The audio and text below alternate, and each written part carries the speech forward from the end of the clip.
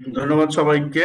আবারও ফর্মাল ভাবে আসসালামু আলাইকুম ওয়া রাহমাতুল্লাহ। আপনাদেরকে ওয়েলকাম জানাই অ্যাডভান্টেজের পক্ষ থেকে এবং আমার পক্ষ থেকে। যারা শত ব্যস্ততার মধ্যে অনেকে এখানে সিনিয়র পার্সন যুক্ত হয়েছেন। আমরা আজকে যে বিষয়টি আলোচনা করব সেটা যেন আমাদের সকলের কাজে আসে এবং আসবে আশা করি। অনেক চমৎকার আলোচনা হবে এবং শুধু যে আমি আলোচনা করবো বিষয়টা এরকম না, আপনাদের কাছে আমি শুনবো। এখানে দ্বিপক্ষিক আলোচনা হবে। যে বিষয়ে যে এক্সপার্ট বা যে বিষয়ে যে নলেজ অ্যাচিভ করেছে ফিল্ড থেকে নিয়ে জব করতে যে কোনো অ্যাচিভ করেছেন সেটা আমরা শুনবো। এখানে অনেকে যেহেতু আমরা যুক্ত হয়েছি একসাথে, সেই ক্ষেত্রে আমাদের অপরচুনিটি হচ্ছে যে আপনি যে জিনিসটা অ্যাচিভ করেছেন হয়তো কষ্ট করে, আপনার কাছ থেকে আমরা সহজভাবে নিতে চাই।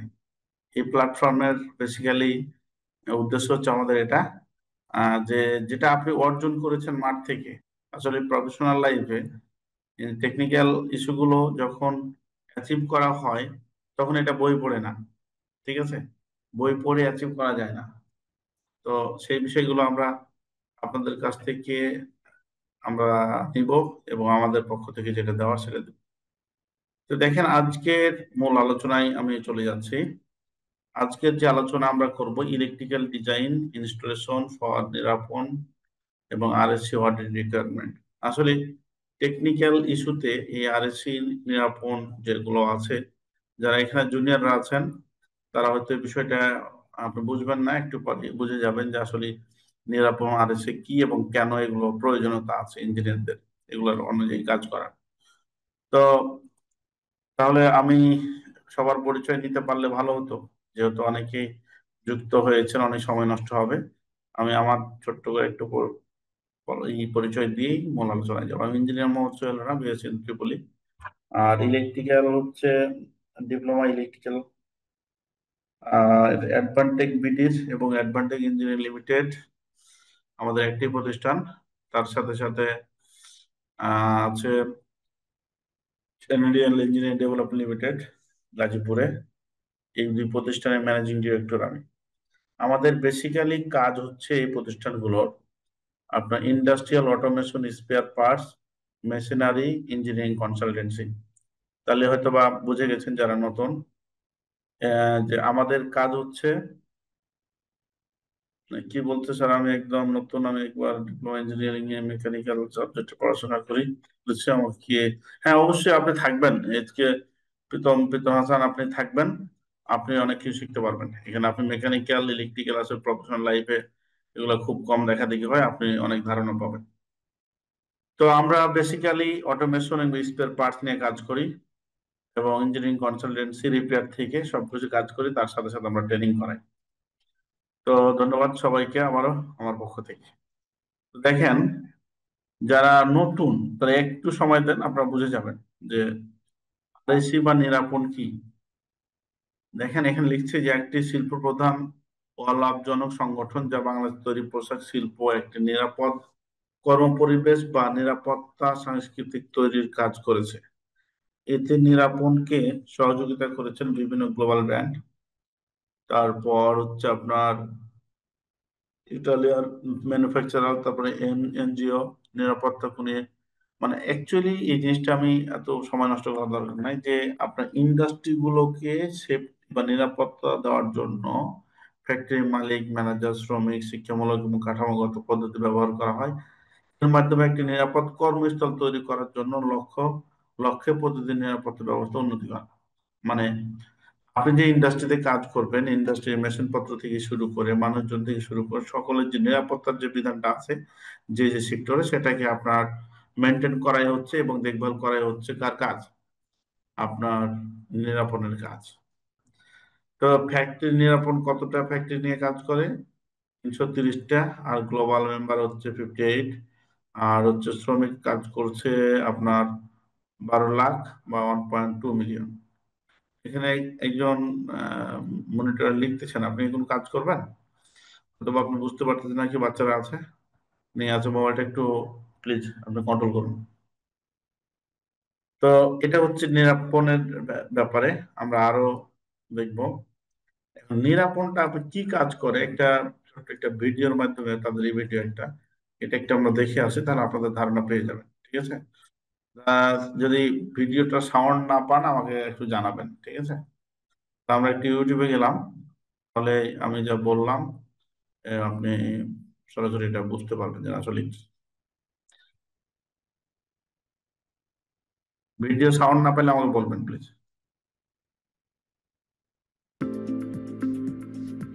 Workplace safety is a human right and a legal requirement.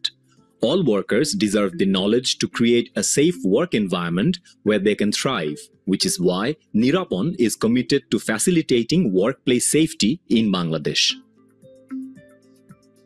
Our work began in late 2018 following the closure of the Corrective Action Plan, or CAP, of 428 factories by the Alliance.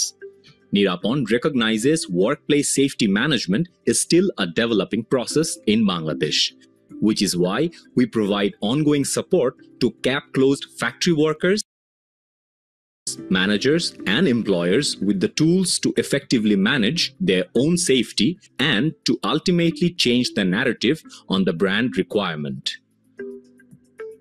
Our member-led structure provides a unique opportunity to teach factories the importance and value of continuous safety improvement. Nirapon's members work toward promoting a sustainable culture of workplace safety through education and training.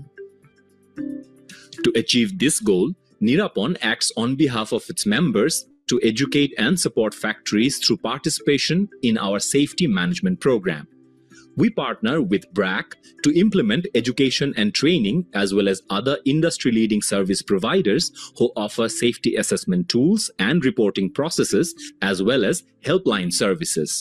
The program empowers workers, managers, and owners to become stakeholders in workplace safety through education rather than enforcement. As a result, workers are starting to have safety conversations or raise issues with supervisors and managers, helping to reduce the likelihood of incidents occurring. Through teaching factories to own safety, Nirapon is helping to prepare Bangladesh for a safer, more productive future. Nirapon is educating factory workers, managers, and owners to recognize that CAP closure is not a safety solution, but rather the first step toward truly owning their own safety and achieving and maintaining a safe workplace. Join the cause and help us to create safer factories in Bangladesh.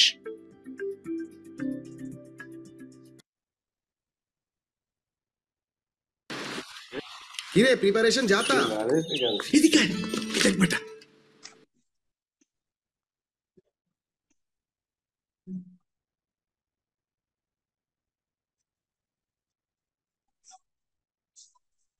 আলহামদুলিল্লাহ, আপনারা দেখেছেন, তাহলে অনেকেই মানে বুঝে গেছেন যে আসলে এই নিরাপনটা কি নিয়ে কাজ করে। এখন আমরা একটু আলোচনা করব আরএসসি নিয়ে। আচ্ছা, নিরাপন এখন যে দেখলেন যে আমি আর ওটা নিয়ে কথা বাড়াচ্ছি না, যে আসলে অ্যাকচুয়ালি উনি কি নিয়ে কাজ করে। এখন ইলেকট্রিক্যাল পার্ট নিয়ে যেহেতু আজকে আলোচনা করবো, ইলেকট্রিক্যালের কোন বিষয়গুলা প্রয়োজন দেখেন। হ্যাঁ, ইলেকট্রিক্যাল মেইনটেনেন্স শিডিউল, জেনারেটর এবং হচ্ছে রিলেটেড ইলেকট্রিক্যাল ইকুইপমেন্ট মেইনটেনেন্স, সাবস্টেশনের related electrical equipment maintenance, IPS UPS maintenance, electrical distribution board maintenance, annually switch gear inspection, তারপর হচ্ছে lighting protection system maintenance, thermography scan, তারপর insulation test, earth resistant test report, thermography, আপনার transfer voltage, load calculation, electrical system. দেখেন, এটা হচ্ছে এই জিনিসগুলো proper ভাবে আছে কিনা মেনটেন্স এর একটা এই থাকবে।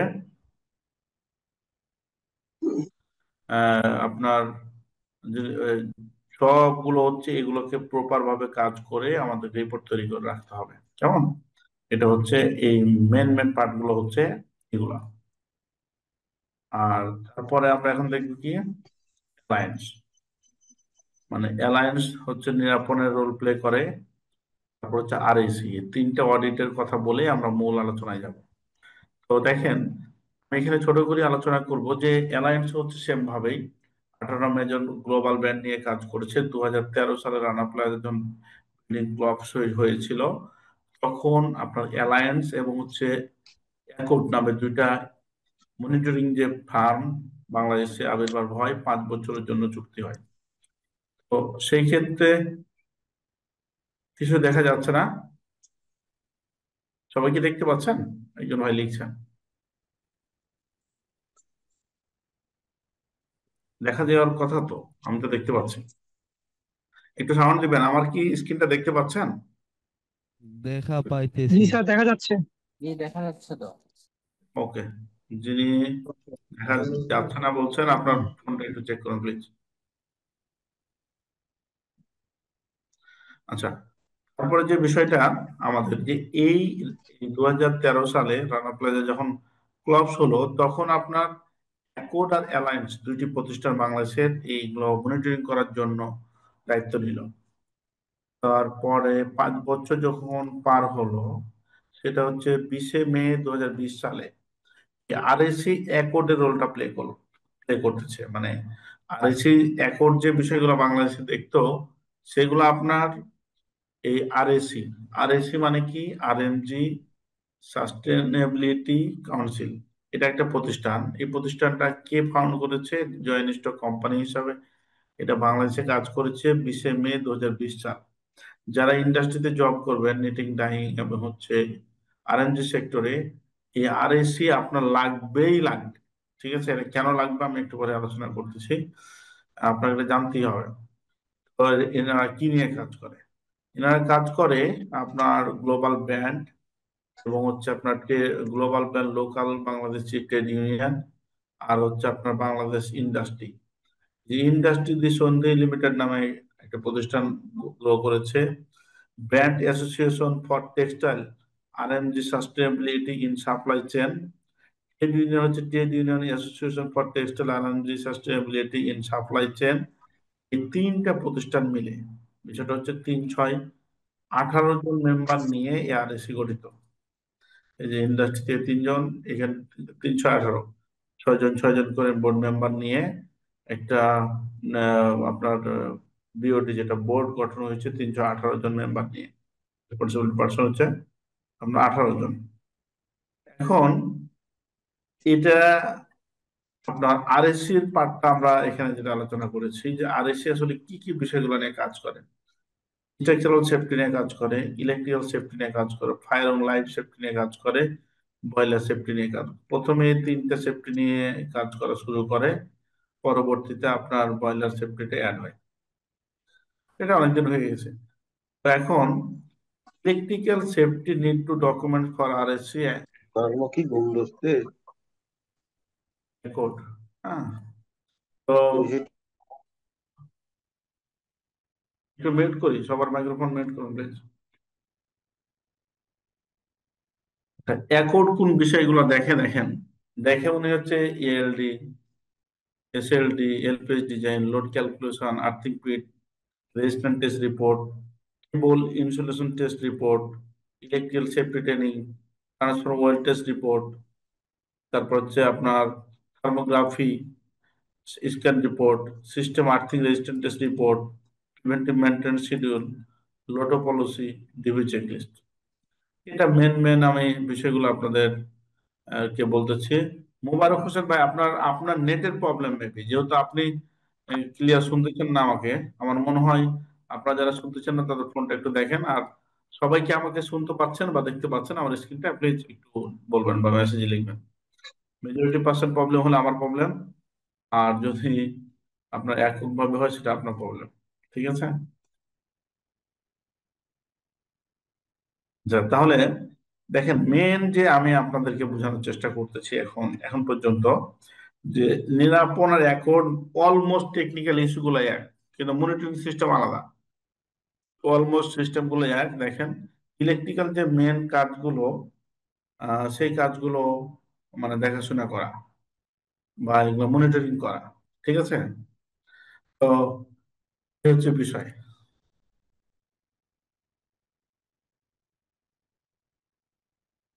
কেন আমার কথা কি শুনতে পাচ্ছেন না? আমাকে একটু বলবেন। স্যার, জি স্যার, আপনার কথা শুনতে পাচ্ছি স্যার। দেখতে পাচ্ছেন, শুনতে পাচ্ছেন, কোনো সমস্যা নাই তো নাকি? একটু অস্পষ্ট আসে মাঝে মাঝে। না, শোনা যায়, একটু আস্তে কথাগুলা শোনা যায়, এটাই আর কি। তো এখন কি শোনা যায়? মানে এখন জি, আমি শোনা যেভাবে যায়। বলছি আপনারা বলবেন, শু- কারণ আপনারা তো ভাই অনেক দূর থেকে শুনতেছেন আমাকে। যদি শুনতে না পান, শোনা যায়। আচ্ছা, সমস্যা হলে আমাকে লিখবেন। তো জি। দেখেন, আমি যে ফোকাসটা বলতেছি এখন, যে এখানে অনেকে তো ফ্যাক্টরিতে কাজ করেন আলহামদুলিল্লাহ, আর অনেকে যারা জব করেন না বা হচ্ছে প্রিপারেশন নিচ্ছেন নিজকে, তাদের সবার জন্য এই সেশনটা অনেক কাজে লাগবে। তো এখন একটু আলোচনায় আসে যে আরএসসি বা নিরাপণ, আপনি বুঝলেন যে সব টেকনিক্যাল যে অডিট ফার্ম গুলো লক্ষ্য হচ্ছে যে ইন্ডাস্ট্রিকে কিভাবে টেকসই নিরাপদ কর্মসংস্থান ব্যবস্থা করা যায়, এটাই হচ্ছে তাদের ফোকাস। এখন একের জন্য মনিটরিং সিস্টেম করা জায়গাটা হচ্ছে একরকম। এখন আপনাদের প্রশ্ন হতে পারে যে আমরা electrical engineer, civil engineer, mechanical, fire যারা আছেই, এই নিরাপণ আপনার জানা দরকারটা কি, বা নিরাপণ কেন? নিরাপণের লিস্টেড যা ফ্যাক্টরি লিস্টেড হবে, আপনি লিস্টেড হবেন না, ঠিক আছে? ফ্যাক্টরি যদি লিস্টেড না হয় তাহলে কি প্রবলেম? এরকম কারো প্রশ্ন আছে কিনা? বা যে একটা ইস্যু, আমার দুইটা কোশ্চেন, একটা হচ্ছে আরএসি আমরা ইঞ্জিনিয়াররা কেন জানবো, আরেকটা হচ্ছে যে আরএসির আপনার লিস্টেড হতে গেলে ফ্যাক্টরিকে অনেক প্রিপারেশন নিতে হয়, অনেক ঝামেলা হয়তো হয়। ফ্যাক্টরি কেন লিস্টেড হবে, এই ধরনের কি প্রশ্ন উত্তর বলা দরকার আছে না? আপনারা জানেন, আমি আলোচনা করবো। হ্যাঁ হ্যাঁ না বলতে হবে তো, মেসেজ লিখতে পারবেন। বলেন স্যার, বলেন। আচ্ছা, অনেকেই নতুন আছে স্যার, বলেন। হ্যাঁ, থ্যাংক ইউ। বিষয়টা হচ্ছে, প্রথমে বলছি যে ইন্ডাস্ট্রি গুলো আরএসসি বা এই ধরনের যে অডিট ফার্ম আছে, সেগুলো অন্তর্ভুক্ত হতে গেলে তাদের নিয়মতান্ত্রিক ফ্যাক্টরিকে সাজাতে হবে। তারা মনিটরিং করবে। মনিটরিং করে যদি আপনি যেমন আরএসসি আপনার 100 মার্ক, ওদের আপনি যদি 80 পান একটা র্যাঙ্কিং, যদি আপনি 60 পান, আপনার সব ফ্যাক্টরি দেখে শুনে আপনার র্যাঙ্কিং করে ওরা 3 মাস পর পর মনিটরিং করে।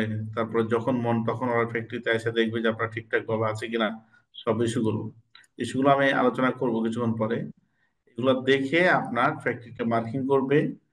আর ইউরোপিয়ান ব্র্যান্ড যতগুলো আছে, ইউরোপিয়ান ইউরোপিয়ান ব্র্যান্ড গুলো আরএসসি কে দায়িত্ব দিয়ে রাখছে যে তুমি ফ্যাক্টরিতে যাবা, মনিটরিং করবা, দিয়ে রিপোর্ট করবা, মার্কিং দিবা, এর উপর ভিত্তি করে ইন্টারন্যাশনাল বায়ার গুলো এই ফ্যাক্টরিতে প্রোডাক্ট কিনবে বা বিজনেস করবে। আর অ্যালায়েন্স বা নিরাপন যেটা ছিল, এটা আমেরিকান যে বায়ার গুলো আছে তারা। চিন্তা করেন, এখন আপনারা হয়তো বা নতুন যারা আছেন বুঝে গেছেন যে ইন্ডাস্ট্রি দিয়েছেন আপনি কি শুধু বাংলাদেশে বিজনেস করার জন্য? মানে তাহলে তো আপনার কোনো কিছুই মানে হবে না। এটা বিজনেস, বাইরের দেশে যদি আপনার বায়ার বিজনেস ফেস না করেন বা বিজনেস না করেন, তাহলে আপনি ফ্যাক্টরি চালাতে পারবেন না। তা আপনার ফ্যাক্টরিটা যদি আরএসসির অন্তর্ভুক্ত না হয়, তাহলে ইন্টারন্যাশনালি বায়াররা আপনার ফ্যাক্টরিতে প্রোডাক্ট কিনবে না। চিন্তা করেন, তাহলে ফ্যাক্টরির মালিক হিসাবে আপনাকে অবশ্যই এই আরএসসি নিরাপণ বা বিভিন্ন অডিট ফার্মের অন্তর্ভুক্ত হতে হবে। আর অন্তর্ভুক্ত হতে গেলে electrical part compliance technical audit face করার জন্য আপনার প্রপার ভাবে সাজাতে হবে, সিভিল সাজাতে হবে, ফায়ার সাজাতে হবে, বয়লার সাজাতে হবে। এখন মালিক পক্ষের হেডেকটা কি, যে আমাকে এগুলো সঠিকভাবে করতে হবে ব্যবসা করার জন্য। এখন করবেটা কে? করার দায়িত্ব তো আর মালিকের না, করার দায়িত্ব হচ্ছে আপনার আমার। ইলেকট্রিক্যাল পার্টটা আমি করব, সিভিল পার্টটা আপনি করবেন, সিভিল ইঞ্জিনিয়ার, ইলেকট্রিক্যাল পার্টটা আমি করব, ফায়ার পার্টটা ফায়ার এক্সপার্ট করবে, বয়লার পার্টটা বয়লার এক্সপার্ট করবে। তাহলেই পরিপূর্ণভাবে কোম্পানিটা রান করবে। এখন আপনি ইঞ্জিনিয়ার হিসেবে আপনার প্রশ্ন হচ্ছে ইলেকট্রিক্যাল ইলেকট্রিক্যাল কাজ যদি আপনি না জানেন, তখন আপনি কিভাবে এটা করবেন? মজার বিষয় না যে কোনটা স্ট্যান্ডার্ড কোনটা কি জানেন না।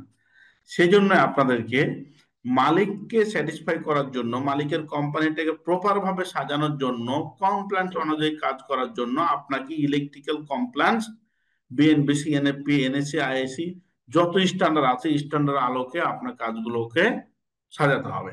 বুঝা গেছে? তাহলে দেখেন, আপনি ইঞ্জিনিয়ার হিসেবে ভালো গুড জব করার জন্য আপনাকে জানতে হবে ফ্যাক্টরিটাকে ভালোভাবে সাজানোর জন্য আপনার মতো ইঞ্জিনিয়ার প্রয়োজন। এখন আপনি যদি না জানেন এগুলা, শুধু একাডেমিক পড়ালেখা করেন বা হচ্ছে নিজের মতো ছোটাছুটি করেন, তাহলে আপনি জব লাইফে আপনি গেন করতে পারবেন না। এটা 100% আপনাকে আমি বলবো, যেহেতু আমি ইন্ডাস্ট্রি জগতে প্রায় 12 বছর জব করেছি, ইন্টারন্যাশনাল কোম্পানিতে জব করেছি। আমি কাছ থেকে দেখেছি, এবং এখানে অনেক সিনিয়র পার্সন আছে, শুধু সকাল 8টায় অফিসে ঢুকলেন, রাত 8টায় বেরিয়ে গেলেন, অফিসের যা কাজ দিল বসে সেটা করলেন, চলে আসলেন। অনেক ভাই এভাবে দিনের পর দিন এভাবে জব করতেছে, তারা প্রোগ্রেস হচ্ছে না, তাদের গ্রোথ বাড়তেছে না। কারণ হচ্ছে কি, প্রপারলি একটা ইলেকট্রিক্যাল ইঞ্জিনিয়ার হিসেবে যে বিষয়গুলো দেখা দরকার এবং করা দরকার সেটা করতেছে না। গেল, বস এটা বললো, এটা করলো, চলে আসলো। এই জায়গা থেকে আপনাদেরকে আমি আজকের সেমিনার থেকে আহ্বান জানাবো, আপনি যেখানে যে ইউটিউব থেকে শিখেন, ইউরোপ যান, আমেরিকা যান, আপনি কোনো বড় ভাইয়ের কাছে ফ্রি শিখেন, টাকা দিয়ে শিখেন, আপনাকে শিখতে হবে বিষয়টা। একটু পরে আর একটু আমি খুব কঠিন ভাবে এই কথাটা আপনাদেরকে পরামর্শ দিব যে আমরা কতটা ভুলের জায়গা আছে, এখানে একটা একটু পরে আলোচনা করব। দেখেন এখানে একটা খুবই, এটাও একই কোশ্চেন বারবার আলোচনায় আমি নিয়ে আসি। এখানে দেখেন যে 5 বার ক্যালকুলেশন কিভাবে করবেন। দেখেন ভাই ভাই ডেমো কোশ্চেন, কেবল ক্যালকুলেশন কিভাবে, লোড ক্যালকুলেশন কিভাবে করবেন, ট্রান্সফরমার ক্যালকুলেশন কিভাবে করবেন, লোড কত প্রকার, পাওয়ার ফ্যাক্টর ক্যালকুলেশন কিভাবে করবেন, এসিবি বিসিবি কোনটা কখন ব্যবহার করবেন, তিন ফেজের মধ্যবর্তী গ্যাপ কত থাকতে হবে, এমসিবির সেট পয়েন্ট কিভাবে নির্ধারণ করবেন, ট্রান্সফরমার আর্থিং কয়টা দিবেন, জেনারেটর আর্থিং কয়টা দিবেন, এলটিভি আর্থিং কয়টা দিবেন, এসটি আর্থিং কয়টা দিবেন, আর্থিং কেবল কিভাবে নির্ধারণ করবেন বা ক্যালকুলেশন করবেন, সিস্টেম আর্থিং এর রেজিস্ট্যান্সের মান কত হওয়া উচিত, আর্থিং এর কেবল ফেজের কত পার্সেন্ট হতে হবে, এলপিএস এর রেজিস্ট্যান্সের মান কত হওয়া উচিত, এলপিএস এর বোরিং কত ফিট হওয়া উচিত, সিস্টেম আর্থিং এর বোরিং কত হওয়া উচিত, এলপিএস এর আর্থিং সর্বনিম্ন মান কত হওয়া উচিত, পিট কি, সিস্টেম আর্থিং এর রড, কপার রডের সাইজ কত হওয়া উচিত, এলপিএস কপার রডের মান কত হওয়া উচিত, আরএসির কাজ কি, থার্মোগ্রাফি কি, থার্মোগ্রাফি সার্ভো কয়টা ধাপ থাকে, কেবল ইনসুলেশন রেজিস্ট্যান্স এর মান কত মেগার উপরে হতে হবে, তারপর হচ্ছে আরএসি বা অ্যালায়েন্স এর ফ্যাক্টরিতে কেন প্রয়োজন। তো দেখেন, যারা আজকে যুক্ত হয়েছেন, অনেকে তো যুক্ত হয়নি, ঠিক না? তো এই দেখেন তো, এই 5 মিনিট বা 10 মিনিট আলোচনা থেকে যারা কোনোদিন জানেন না, 40 নাম্বার 24 নাম্বার প্রশ্ন উত্তর পারবেন। তারপর হচ্ছে আপনি এই দুটো আবার 24 24 কেমন হলো, যাই হোক, এই কোশ্চেন দুটার অ্যান্সার আপনার পারবেন। আশা করি ইঞ্জিনিয়ারিং সেক্টরে আপনি, ওই যে প্রথমে বলছিলাম যে একদিনে দুমদাম অনেক কিছু শিখে নিব, অটোমেশন শিখবো, অমুক শিখবো, তমুক শিখবো, এটা না করে আপনাকে ধীরে ধীরে প্রোগ্রেস ভাবে এগিয়ে যেতে হবে, কেমন? তো এখনো আমাকে লিখছেন কয়েকজন যে সাউন্ড করেছে, শুনতে পারতেছেন না। আপনারা যারা শুনতে পাচ্ছেন তারা কি বলেন, পাচ্ছেন? ভাই ভালো মতোই শোনা যাচ্ছে, সবকিছু ক্লিয়ার আছে। ওদের হয়তো নেটের সমস্যা। আমি প্রায় 20 মিনিট ধরে আছি, আমার এখন পর্যন্ত কোনো সমস্যা হয়নি। জি স্যার, কোনো শুনতে সমস্যা হয় নাই স্যার। আচ্ছা, থ্যাংক ইউ। আপনারা একটু ওই যে ওই মেসেজ গুলো যখন দিবে, আমি বারবার যদি জিজ্ঞেস করতে থাকি তো আপনার ইন্টারাপ্ট হবে। ওখানে আপনারা বলবেন যারা মানে দেখতে পাচ্ছেন, মানে ওনারা আগের তো স্লাইডটা দেখলে ভালো হয়, একটু আগের পেজটা। আচ্ছা, আগের পেজ যাচ্ছি। হ্যাঁ, কি হয়েছে ভাইয়া, বলুন। জি জি, এটা তখন ক্লিয়ার ছিল না তো, এই জন্য আর কি। আচ্ছা, ওটা আপনার নেটের কারণে এটা হচ্ছে। হ্যাঁ, স্যার সমস্যা ক্লাস নেই। শেষে আমাদেরকে এই স্লাইডটা দেওয়া যাবে, তাহলে হ্যাঁ, এই এটা সুবিধা আমি হতো। রেকর্ড ফাইলটাও দিয়ে দেবো আপনাদেরকে, নো প্রবলেম, ও, ঠিক আছে? ধন্যবাদ। আপনারা যারা এখন প্রথমে একটু লাস্টে জয়েন করেছেন, এই যে আমাদের অ্যাডভান্টেক এই নামে আমাদের ইউটিউব চ্যানেল আছে, আজকের তারিখ দিয়ে আজকে যেভাবে কথা বলছি সবটাই একদম আপনার এখানে আপলোড করে দেবো, আপনারা যেন দেখতে পান এবং শুনতে পান, ঠিক আছে? এখানে এবং আরো সেমিনার আছে, এই আমাদের চ্যানেলটা ঘুরে আসবেন, চ্যাট বক্সে লিঙ্কটা দেওয়ার জন্য অনুরোধ করতেছি। আমাদের কেউ যদি শুনছেন তাহলে দিয়ে দেন, ভাইয়া একটু ঘুরে আসুন। আমি আবারও বলতেছি, যারা যুক্ত হয়েছেন তারাকে আমি মেহরবানি করে বলবো যে দেখেন, এটা হচ্ছে ফ্রি একটা সেশন, আপনাদের এখানে টাকাও লাগতেছে না মানে যুক্ত হওয়ার জন্য। আর আপনি মাথা থেকে ঝেড়ে ফেলেন যে আজকের সেমিনার থেকে আপনি গল্পের ছলে অনেক কিছু শিখতে পারবেন। আমি লিঙ্কটা দিয়ে দিলাম ইউটিউবের, আপনারা যে একটু ঘুরে আসবেন, সাথে থাকবেন, এটা আমরা দিয়ে দেবো সেখানে, এই ভিডিওটা সকালে দিয়ে দেবো আমরা। যাই হোক, এখানে একটু আপনাদের সাথে গল্প করি, এটা খুবই খুবই আপনার ইম্পর্টেন্ট একটা লেসন হতে যাচ্ছে। এবং যারা সিনিয়র পার্সন তারা আমাকে একটু সহযোগিতা করবেন এই জায়গাতে, আপনারা চুপ থাকবেন না প্লিজ। আমি একটা কথা বলে আসি, এটা জাস্ট আমার একটা ইমাজিং চার্ট আপনাদের সাথে গল্প করার জন্য, যে আমরা এমন একটা ভুলের জায়গায় আছি ব্রাদার, ইঞ্জিনিয়ারিং পড়ালেখা করে বা করতেছি প্রতিনিয়ত, এখান থেকে বের হতে না পারার, না বের হতে পারতেছি না, সেজন্য আমরা প্রোগ্রেস করছি। আচ্ছা, ইঞ্জিনিয়ারিং লেখাপড়া তো ভাই একটা মানে মজার জায়গা, একটা ফ্লেভার অন্যরকম, যে আমি ইঞ্জিনিয়ার হবো, ডাক্তার হবো, এরকম ছিল, ঠিক না? তো আমরা আসলে পারতেছি না কেন এই জায়গাটাতে অ্যাচিভ করতে পারতেছি না কেন, এই জিনিসটা একটু গল্প করবো আমি। আমার এটা ওপিনিয়ন যে আমরা উল্টা পথে চলি, আমরা উল্টা পথে চলি, এটা আপনাকে 1 মিনিটের মধ্যে আমি প্রমাণ করে দিচ্ছি যে ইঞ্জিনিয়াররা আমরা উল্টা পথে চলি। আমরা কেমন ধরেন, এই আমরা তো সাব স্টেশন সবাই বুঝি, তাই সাব স্টেশন কথাটাই আমি বলি। তো এটা হচ্ছে সাব স্টেশনের একটা প্ল্যান। তো ধরেন আমার কথাই বলেন, আমি জয়েন করলাম জুনিয়র ইঞ্জিনিয়ার, ঠিক আছে? জয়েন করলাম জুনিয়র ইঞ্জিনিয়ার হিসেবে। জয়েন করার পরে আমাকে ফ্যাক্টরিতে কি করবে, 2-1 দিন 5 দিন, মনে হয় 8 দিন হতে পারে, 3 দিন হতে পারে, ফ্যাক্টরির উপর ডিপেন্ড করবে, যে সবার সাথে পরিচয় হচ্ছে, বসে আছি, আমাদের নতুন ইঞ্জিনিয়ার জয়েন করেছে, নতুন এরকম জুনিয়র যদি হয়। আর তারও যদি আপনারা টেকনিশিয়ান জয়েন করেন বা ছোট পোস্টে জয়েন করেন, তাহলে তো আপনাকে অফিসের মধ্যেই আপনি বসতে পারবেন না, ঠিক আছে?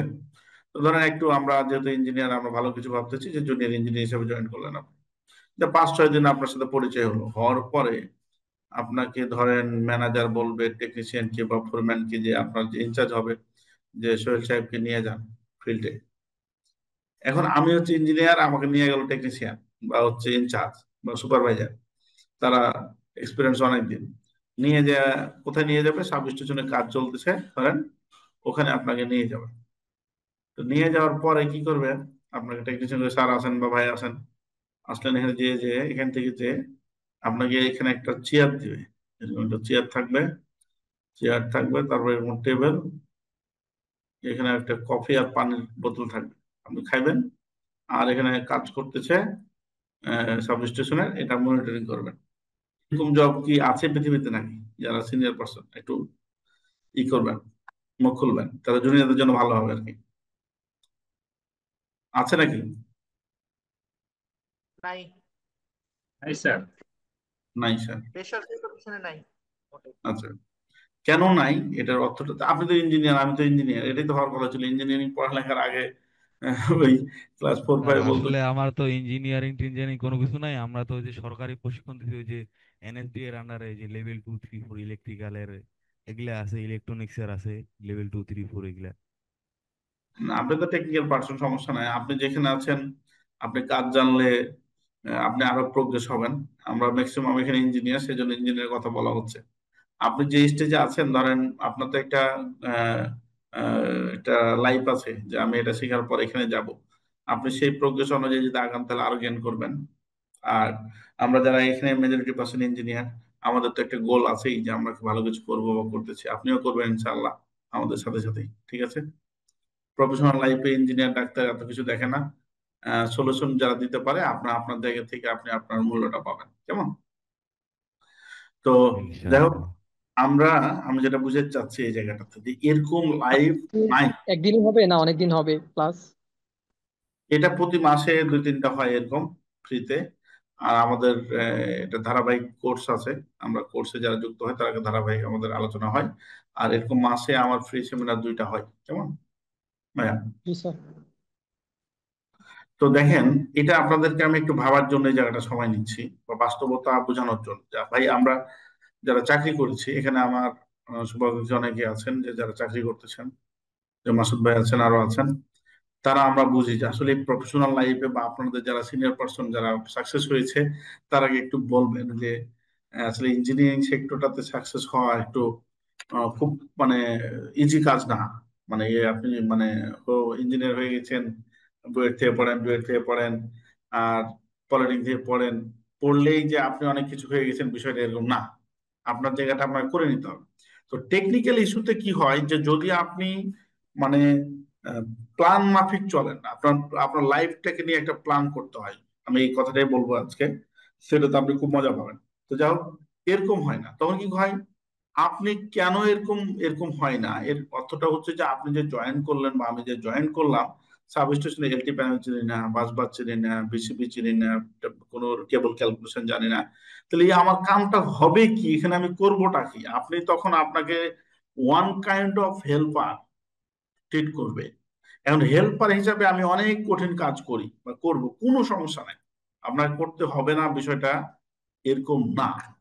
এটা হচ্ছে কি, আপনি কাজ করবেন কঠিন, বাট আপনি যে যে কাজটা আপনার ঘাড়ে আপনি মনে করেন নিয়ে বড় বড় কেবল টানতেছেন, কোনো সমস্যা নাই, কিন্তু যেটা করতে হবে কি, এই কেবলটা কেন আমি নিচ্ছি, এটা কি নেওয়া দরকার ছিল, স্ট্যান্ডার্ড কি, এই জিনিসগুলো আপনাকে নোট ডাউন করতে হবে এবং আপনার সিনিয়রদের কাছ থেকে এগুলোকে আপনাকে প্রতিনিয়ত আপনাকে জানতে হবে।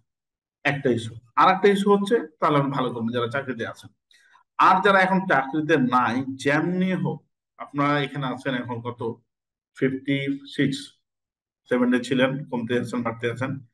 আপনারা একটু নোট করেন, আমার কথাটা খুবই কাজে লাগবে আজকে, যে তারিখ দিয়ে রাখতে পারেন, যে আপনি আপনার সিনিয়র এবং হচ্ছে কাজ যদি আপনি জানতে পারেন, বুঝতে পারেন, বুঝে যদি কোথাও যদি আপনি জয়েন করতে পারেন, যতদিন পর্যন্ত চাকরি হয়নি, আমি এটা বলতেছি না যে চাকরি করার দরকার নাই, আপনি বসে থাকবেন, এরকম বাংলাদেশে অনেক পাবলিক আছে, সিনিয়ররা ফেসবুকে আপনার ঝড় তুলে দেয়, চাকরি বাকরি করার দরকার নাই, এই করো সেই করো না।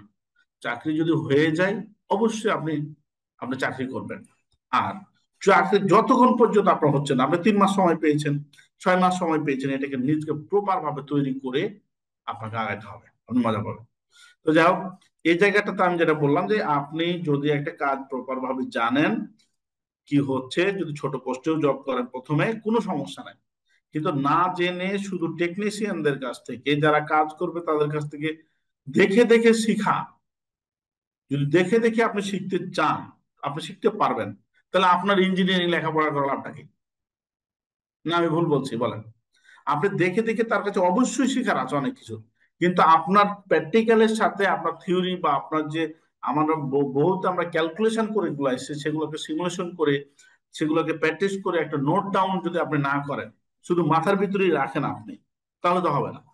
মাথার সাথে সাথে কাগজ কলম নিতে হবে, ডায়েরি নিতে হবে, এবং আপনার বই পুস্তক, যেটা বেলথ্রেজার বই পড়েছি আমরা, বড় বড় আমরা টিডি পড়েছি, এই বইগুলোর সাথে আপনার যে সূত্রগুলো আপনি পড়েছেন আর বাস্তবের সাথে আপনি মিলে একটা নোট ডাউন করতে হবে আপনাকে, যেন যে কোনো ইস্যুতে আপনি কথা বলতে পারেন। একটা একটা ইস্যু দেওয়ার পরে দেখলে আপনি কি করতে হবে, দেখেন, রুলস রেগুলেশন জানতে হবে। ইঞ্জিনিয়ারিং ভাষা কি ভাই? ইঞ্জিনিয়ারিং ভাষা, ইঞ্জিনিয়ারিং ভাষা কি? ড্রয়িং। ড্রয়িং। তাহলে ড্রয়িং শিখতে হবে, ডিজাইন শিখতে হবে, ঠিক আছে। তারপর হচ্ছে ইনস্টলেশন হচ্ছে। এখন ভাই একটু কম তো, মনে করেন এখানে একটা ট্রান্সফরমার দিব, এরকম ট্রান্সফরমার, এদিকে 1 ফিট 1 মিটার করে আমি চারিদিকে জায়গা রাখবো, এখানে আমি আর একটা ট্রান্সফরমার দেবো, এদিকে 1 মিটার করে জায়গা রাখবো, এটার মধ্যখানে আমি 1.5 মিটার, 1.5 মিটার জায়গা রাখবো। এরকম যদি একটা ড্রয়িং থাকে, এই ড্রয়িং দেখে আপনিও কাজ করতে পারবেন, টেকনিশিয়ানও কাজ করতে পারবে।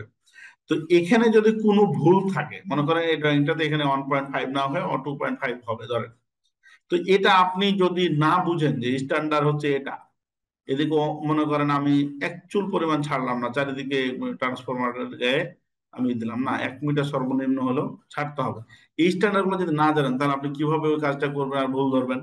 আপনার বস তো সবসময় ওখানে থাকবে না, ঠিক না? এটা সেই জন্য আপনাকে ইলেকট্রিক্যাল স্ট্যান্ডার্ড জানতে হবে। ইলেকট্রিক্যাল স্ট্যান্ডার্ড গুলো কি কি? আপনার BNBC, NFPA, IAC, NSC, IEEE, British standard, এগুলো হচ্ছে আপনার, এই সবগুলো হচ্ছে ইলেকট্রিক্যাল স্ট্যান্ডার্ড, এক এক দেশের এক একটা, এটা বলবো কোন দেশে কোনটা। তো এখন দেখেন, আপনি এগুলো সবগুলো এখন বললেন যে ভাই আপনি তো অনেক স্ট্যান্ডার্ড বললেন, কোন স্ট্যান্ডার্ডে কোন কাজ করবো? অবশ্যই এটা বিশাল কিছু, একটা বিএনবিসি 4000 5000 পেজ। আর আরেকটা আমাদের আবার একটা উঠেছে, হোপ উঠেছে যে বিএনবিসি স্যার আপনার কাছে বাংলা আছে? বাংলা আছে, আরে ভাই বাংলা লাগবে, মানে ইংলিশ যে পড়তে পারে 5 আর 4 ছাত্র হলে আপনার বিএনপিসি বোঝা যায়, এটা সুন্দর বোঝা যায়, ঠিক আছে। মানে বাংলা যে বাংলা আপনাকে লাগবে বিষয়টা এরকম না, বাংলা কিন্তু দরকারটা কি, অনেক বই পাওয়া যায়, বাংলা পড়লে পড়বেন, সমস্যা নাই, কিন্তু বাংলা ইংলিশ নিয়ে কোনো বিষয় না, এগুলো আপনি পড়তে পারবেন খুব সুন্দর। যাই হোক, এখন দেখেন, তাহলে আমি যেটা বলতেছিলাম, একটা ড্রয়িং যদি সুন্দরভাবে আপনি জানেন আর এটা করা থাকে, ইনস্টল করা কোনো বিষয় না, কিন্তু আমরা কি করি, প্রথমে আমাদেরকে চাকরি হওয়ার পরে ইনস্টলেশনের কাজে পাঠায়, এটা একমত কিনা আপনারা? যাও ওখানে মেশিন ইনস্টল হচ্ছে, তুমি যাও ওখানে সাবস্টেশনে কাজ চলছে, তুমি যাও ওখানে, যে আমি করবো নাকি, আমার কাম নাকি? সিনিয়ররা একটু আওয়াজ দিয়ে নিয়ে যায়, এটা ঠিক কিনা আমার কথাটা বলেন? জি জি। তো আমি তো কিচ্ছু জানি না ভাই, আমি ওখানে যে করবোটা কি? ওখানে যেমন হয় যে সবকিছু আমার কাছে নতুন। তো এখন আপনি যাবেন না তো করবেনটা কি? চাকরিতে পেয়েছেন। সেই জন্য ভাই, একটু যারা চাকরি করে ইন্ডাস্ট্রি জগতে ভালো কিছু করতে যান, আপনাকে একটু স্টাডি করতে হবে, মজা পাবেন। আমরা চাকরি করে মজা পেয়েছি, মানে এখানেও আছে অনেকে যে মজা পাবে না, যদি আপনি না বুঝে খালি টেকনিশিয়ানের পিছনে পিছনে দাঁড়ান, তাহলে তো অবস্থা খুবই খারাপ করে দেবে। যাই হোক, আচ্ছা, ভিজিটর হিসাবে আপনি একটা এখানে যে কি দেখবেন, যে প্রজেক্ট ভিজিটর। আপনি প্রজেক্ট, মনে করেন আপনাকে পাঠানো হলো গাজীপুর থেকে, যে যান আপনি ঢাকা, বা ঢাকা থেকে গাজীপুর একটা প্রতিষ্ঠান ভিজিট করে আসলেন, আপনি খুব ইনটিন করে সুন্দরভাবে গেলেন আর চলে আসলেন, বিষয়টা এরকম। ভিজিট মানে ইঞ্জিনিয়ারিং টেকনিক্যাল পার্সনের ভিজিট মানে হচ্ছে টোটাল সিস্টেমটা আপনি দেখবেন যতটুকু দেখা সম্ভব, দেখে আপনি নোট ডাউন করবেন ওখানে কি প্রবলেম আছে, কি করা দরকার, কি প্রোগ্রেস করা দরকার, কি ডেভেলপ করা দরকার, কি কি আপনার কারেকশন করতে হবে, এই জিনিসগুলো আপনার নোট ডাউন করে আপনার বসকে দেওয়ার নামই হচ্ছে ইন্ডাস্ট্রিয়াল ভিজিট, এবং হচ্ছে আপনার রেসপন্সিবিলিটি। এখন আপনি যে যত ফাস্ট দিতে পারবেন, যে যতটা বুঝবেন, সে যতটা গেন করবেন। এখন আপনি যদি না বুঝে শুধু 8টা টু 8টা ডিউটি করেন, স্যার যেটা বলবো হুম হুম করেন, আপনার বেতন বাড়বে ভাই 1000 টাকা, 500 টাকা, 300 টাকা বাৎসরিক ইনক্রিমেন্ট। আর যারা জিনিয়াস পার্সন একটু কষ্ট করবে নিয়ম নীতি গুলা, তাদের বেতন বাড়বে 8,000, 10,000, 15,000। ঠিক আছে, এটা আপনি প্র্যাকটিক্যালি আমরা পেয়ে এসেছি, এবং আমরা কাছ থেকে দেখেছি যে না, আসলে স্টাডি করলে অনেক কিছু পাওয়া যায়। ধারাবাহিক স্টাডি করতে হবে। এখন বলবেন যে, অনেকে বলে যে পিএলসি শিখবো, পিএলসি শিখবো। হ্যাঁ, অবশ্যই পিএলসি আপনাকে শিখতে হবে, অটোমেশন শিখতে হবে, কিন্তু আপনার কোনটা কখন দরকার? আর ফেসবুকে তো মাথাটা নষ্ট করে ফেলেছে, মানে বিভিন্ন জন বিভিন্ন ভাবে, মানে এক একজনের এক একটা কারিশমা, মানে এবং স্টাডিও করে না যে আমি আমি যে আমার জন্য কোনটা প্রয়োজন। আপনি একটা অবাক হবেন, একটা প্রতিষ্ঠান আমি নাম বলতেছি না, এবার ইন্ডাস্ট্রিয়াল অ্যাটাচমেন্ট করতেছে 3 লক্ষ টাকা দিয়ে অটোমেশন শিখতেছে। মানে পুরা ফানি এটা, মানে এই কথাগুলা আমি বললে হয়তো বা অনেকে কেমনে নেবে আমি জানি না, বলেন তো। 3 লক্ষ টাকা দিয়ে, হ্যাঁ অবশ্যই আপনাকে টাকা খরচ করতে হবে, এটা পক্ষে আমি, কিন্তু একটা ইন্ডাস্ট্রিয়াল অ্যাটাচমেন্টের ছাত্র যদি অ্যাডভান্স লেভেল শেখার জন্য 3 লক্ষ টাকা কেউ কাউকে দেয়, সে তো নিতে পারবে না, তার ঝুড়িটা তো এত বড় হয়নি। সে কেবল চিনে না, সে বেকার চিনে না, সে অটোমেশন 3 লক্ষ টাকা শিখে কি করবে? না আপনার দ্বিমত, আমার একমত কিনা আমার সাথে? না দ্বিমত আছেন, বলেন না আপনার স্যার, ওপিনিয়ন। কথা তো ঠিক আছে। যে একটা তো ধরেন 25 কিলোওয়াট সমান সমান কত অ্যাম্পিয়ার কেবল লাগে, বেকার লাগে, সে জানে না।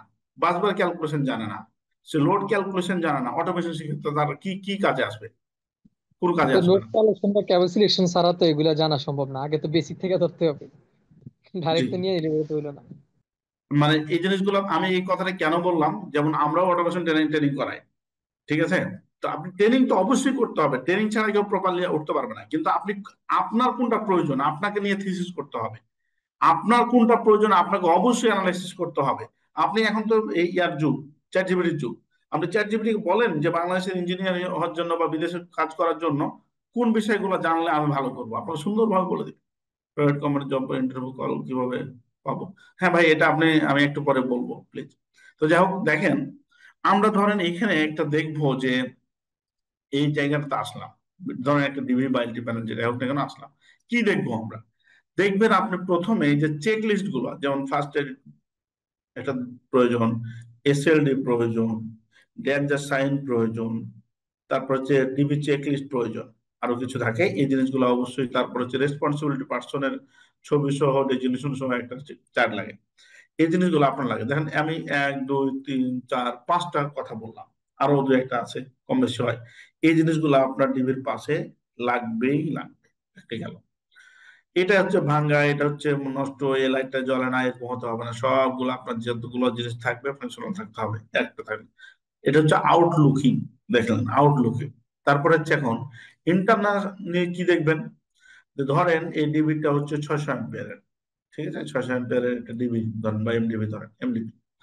এখন এটা হচ্ছে মেন এমসিসিবি বা হচ্ছে এসিবি, যেটা হোক না কেন, এটা থেকে যে ইনকামিং যে কেবলটা আসলো আর আউটগোয়িং যেটা হচ্ছে, এটা ম্যাচিং আছে কিনা, এই বাসবার ক্যালকুলেশন ঠিক আছে কিনা, এইগুলা ড্রেসিং গুলো ঠিক আছে কিনা দেখলেন। তারপর দেখেন এটা দিয়ে হচ্ছে ডোর আর্থিং নাই, ডোর আর্থিং নাই। তারপর হচ্ছে আপনার বাসবারের সাইজ ঠিক আছে কিনা, যে এই 600 অ্যাম্পের মিট করে কিনা, এখানে রাবার ম্যাট আছে কিনা, ঠিক আছে। তারপর হচ্ছে এগুলো প্রপার দেখার পরেই সাফিসিয়েন্ট জায়গা আছে কিনা, এখানে এইটা হচ্ছে অনেক ওভার হিট হয়ে যায় কিনা, এখানে সাফিসিয়েন্ট আলো আছে কিনা, এই ডিভিডে যেখানে বিষয়গুলো, এগুলো সবগুলো মিলিয়েই কিন্তু আপনার একটা ই চলে। তাহলে দেখেন টেকনিক্যাল ডাটা আছে, এখানে আউটলুকিং বিষয় আছে, কিছু নিয়মতান্ত্রিক যে বিষয়গুলো থাকে এগুলো আপনার চেক ব্যাক করতে হবে। এটা হচ্ছে আপনার আমার কাজ। তারপরে এখানে কি আর একটু নোট করে আমি দিয়েছি যে উম এখানে দেওয়া আছে কি যে মেন বেকার। মজার বিষয় হচ্ছে দেখেন যারা ইন্ডাস্ট্রিতে আছেন, এরকম পাইছেন কিনা আমি জানি না, আমি অডিটর হিসাবে আমি আরএসির আপনার ই থেকে সার্টিফাই ইঞ্জিনিয়ার হিসেবে কাজ করেছি, আর তাদের কাছে ট্রেনিং নিয়েছি আমি।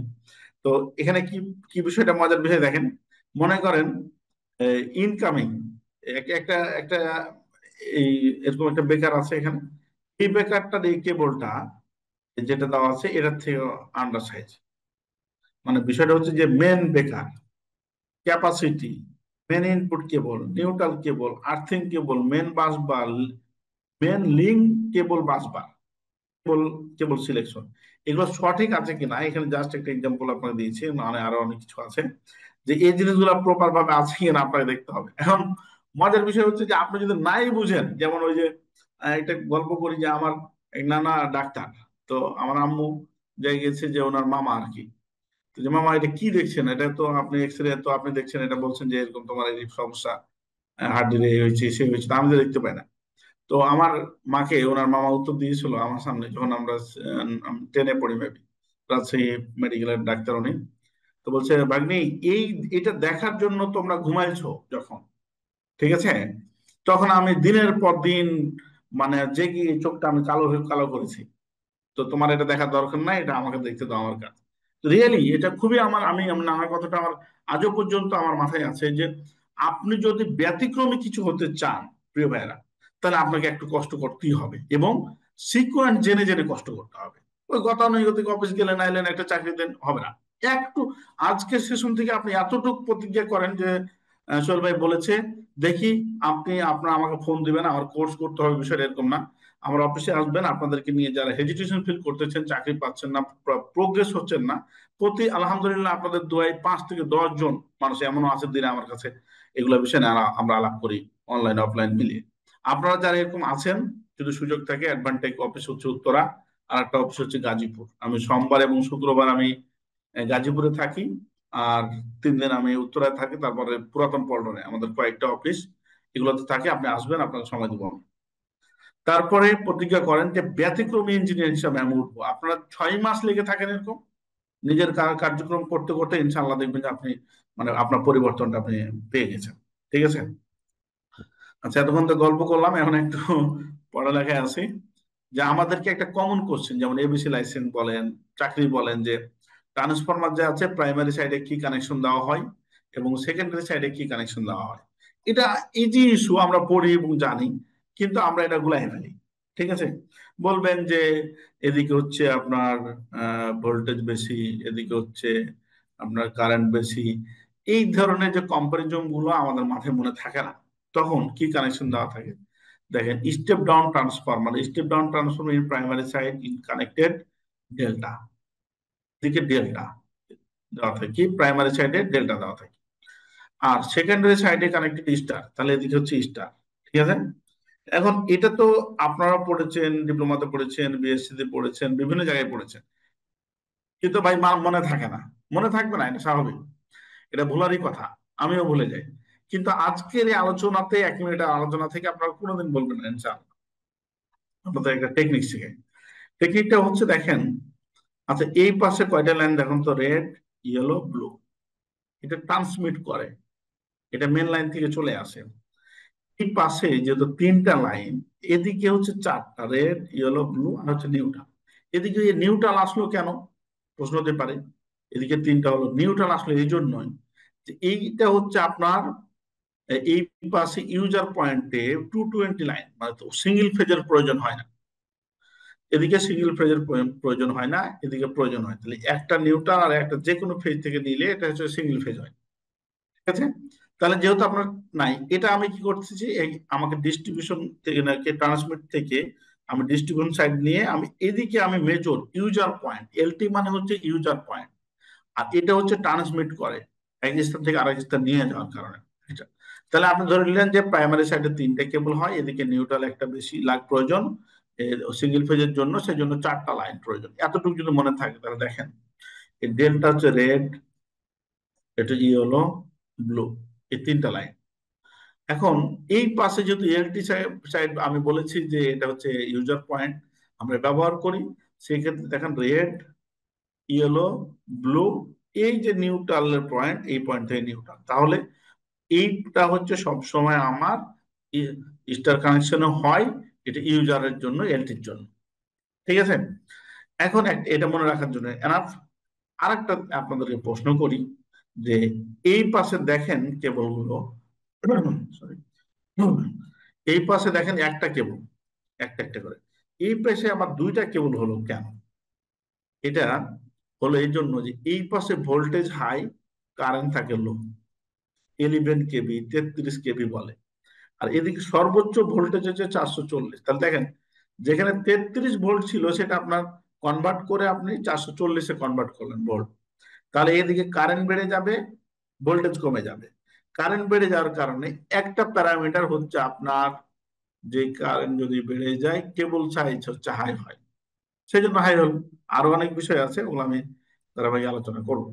তাহলে বোঝা গেছে এই ধরনের কোশ্চিন, মানে একদিন একটা ফ্যাক্টরিতে আমি তখন জয়েন করেছিলাম ইঞ্জিনিয়ার হিসেবে, বিএসসি শেষ করার পর একজন অ্যাসিস্ট্যান্ট ম্যানেজারকে জিজ্ঞেস করছিলাম রিলেটেড যে আচ্ছা এখানে যে 7টা লাইন ছিল, আমাদের ওখানে 7টা লাইন ছিল, 7টা কেন? কইছে তুমি বুঝো না, একটা ডিবিতে গেল, একটা পিএফ এ গেল, একটা হচ্ছে ফার্স্ট ফ্লোর, একটা সেকেন্ড ফ্লোর, এভাবে উনি মুখস্থ করে রাখছে আর কি। আমি বলছি, আচ্ছা এই এই তুমি জানো? তখনই আমি জানতাম, তারপর প্রশ্ন করছিলাম।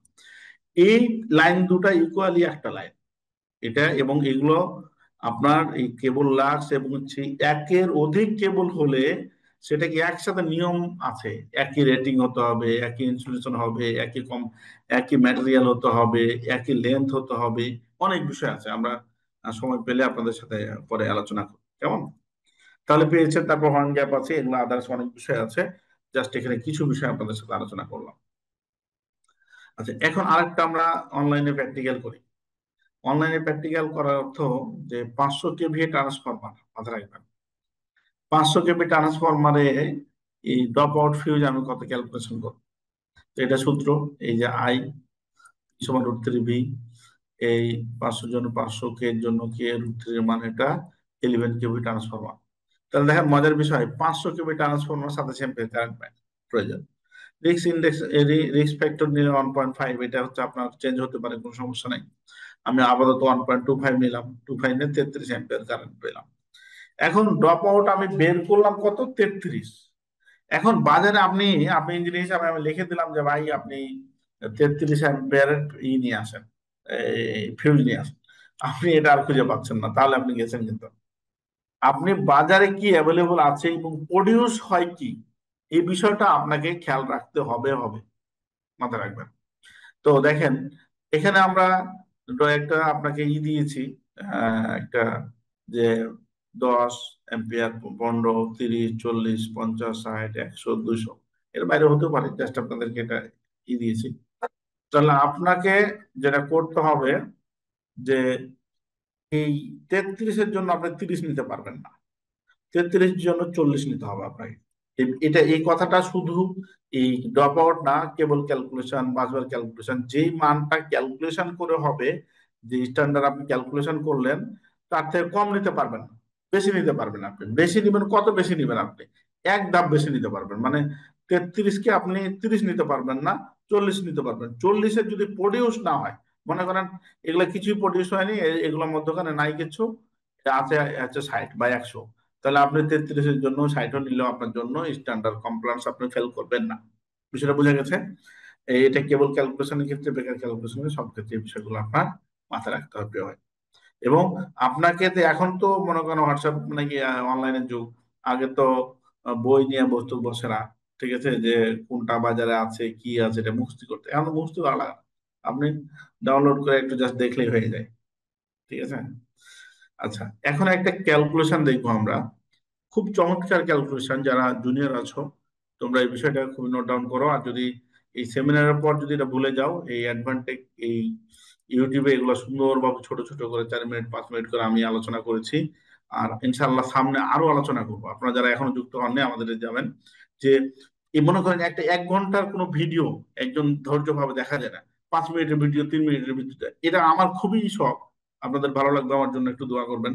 যে এই ইঞ্জিনিয়ারিং প্রফেশনাল লাইফ একদম ড্রপ আউট ফিউজ থেকে শুরু করে এসএলডি ইএলডি থেকে শুরু করে 5 মিনিট সর্বোচ্চ ভিডিও হবে, 3 মিনিট 2 মিনিট করে আমি টোটাল ইঞ্জিনিয়ারিং এটাকে নিয়ে থিসিস করতেছি। আমি অলরেডি একটা বইও লিখতেছি, আপনারা দোয়া করবেন যে এটা এত সুন্দর করে প্রেজেন্ট করবো ধারাবাহিক ভাবে যে আপনারা এটা দেখলেই আপনারা যে কোনো কাজ করতে পারবেন আশা করি ইনশাআল্লাহ। তো 100 কেবি ট্রান্সফরমারের কত অ্যাম্পিয়ার দেখেন, এটা হচ্ছে আমি বের করেছি কি, যে এটা সূত্র 11 কেবি, এটা আমি সংক্ষিপ্ত যাচ্ছি, আই বের করবো KVA divide by root root 3 VL.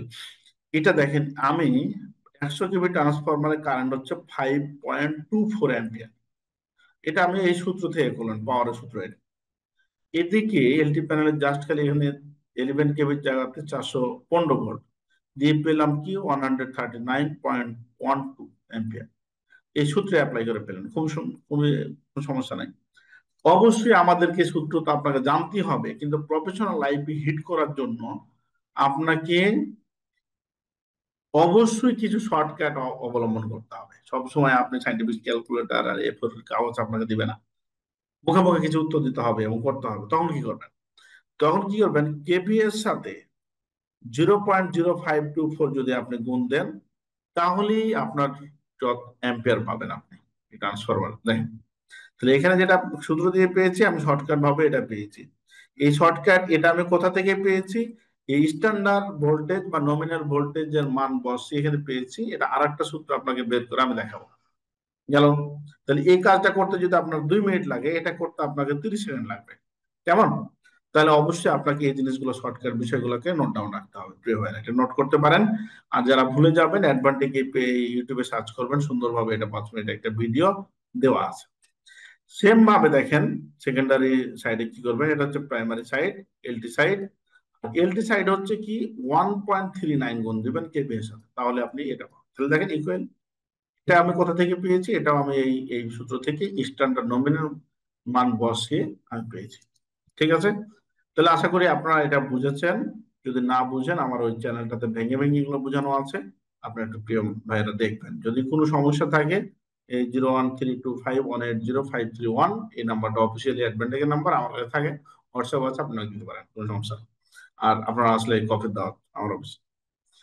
আচ্ছা, এখানে একটা জিনিস আমি করেছিলাম যে আর্থিং লিকেজ রিলে, এটা কারোর কাজটা কি একটু ছোট্ট করে বোঝানোর জন্য, যে আর্থিং এটার জন্য আমাদের একটা ক্লাসই আছে, জাস্ট আপনাদেরকে যে আর্থিং রিলে এটা ইএলআর ইএলআর আচ্ছা, এমবিএ এর জন্য কি করব? জি ভাইয়া। এমবিএ এর জন্য তো কেবিএ দেখাইছেন 100 কেবিএ, যদি 30 এমবিএ বা 25 এমবিএ ট্রান্সফার হয় তাহলে কি একই সূত্র? হ্যাঁ, একই সূত্র, এমবিএ কে ভাঙাবেন। এমবি এক বড় এম এর মান কত, 1000 না, না 10,000 না, জি জি।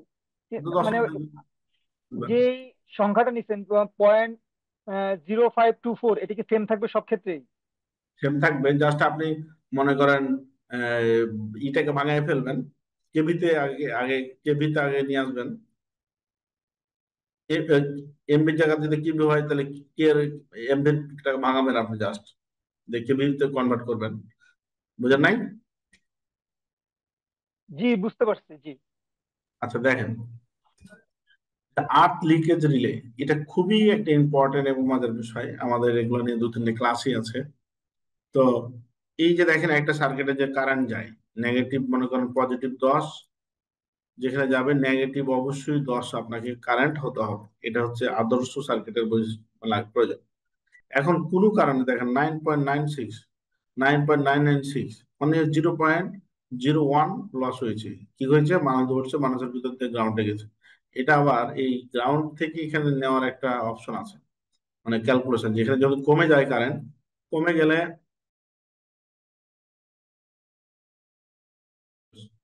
এখানে যদি কমে যায় তো সেই ক্ষেত্রে আপনার কি হয়, এটা আবার এখানে একটা সিটি টাইপের থাকে, এটা আপনার নির্ধারণ করে দিবে যে আপনার সার্কিট থেকে কিছু লস হচ্ছে, সো আপনি এটা বন্ধ করে দেন, তখন অটোমেটিক এটাকে বন্ধ করে দিবে, এই দুর্ঘটনার হাত থেকে রক্ষা পাবে।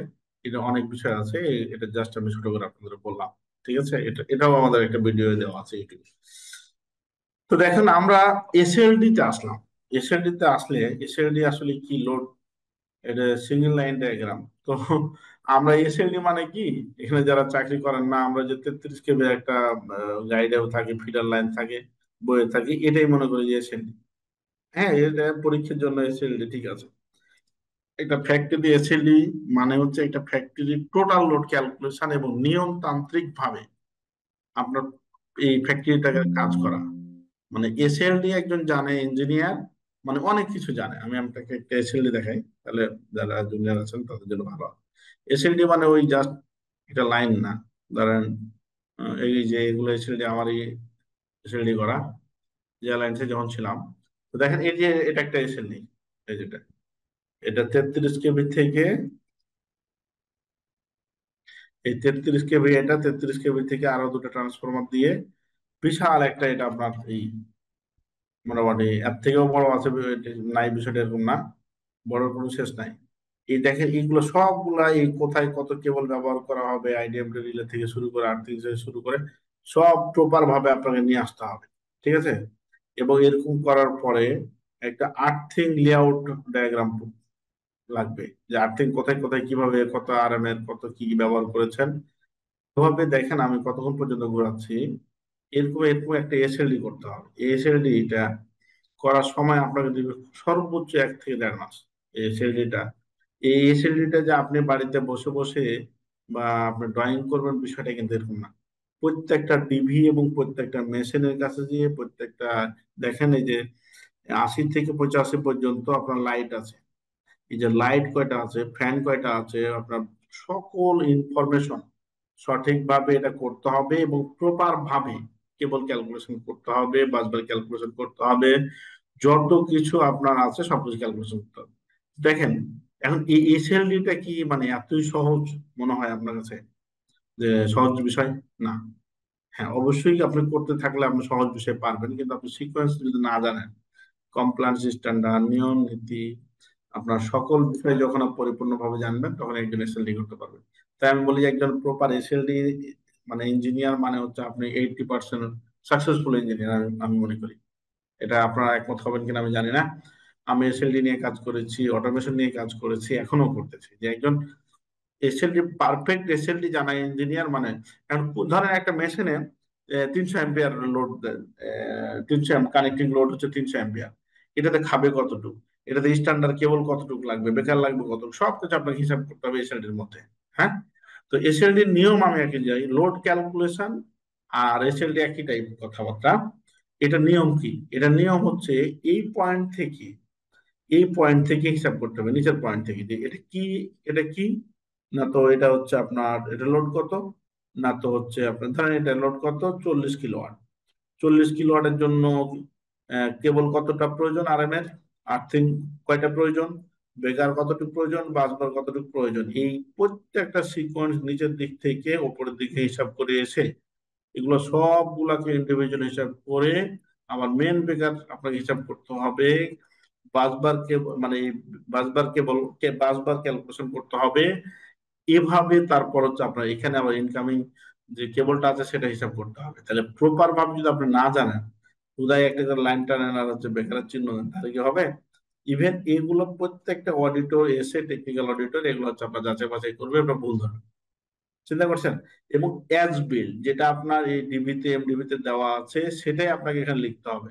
যদি ডিবিতে এমডিবিতে প্রপার ভাবে না থাকে, কমপ্লায়েন্স মেনটেন না করে, তাহলে আপনাকে সেটা ঠিক করতে হবে। এটাই হচ্ছে আরএসি, এটাই হচ্ছে নিরাপন, এটা হচ্ছে এরা, এই দেখভাল করার দায়িত্বটা হচ্ছে তাদের।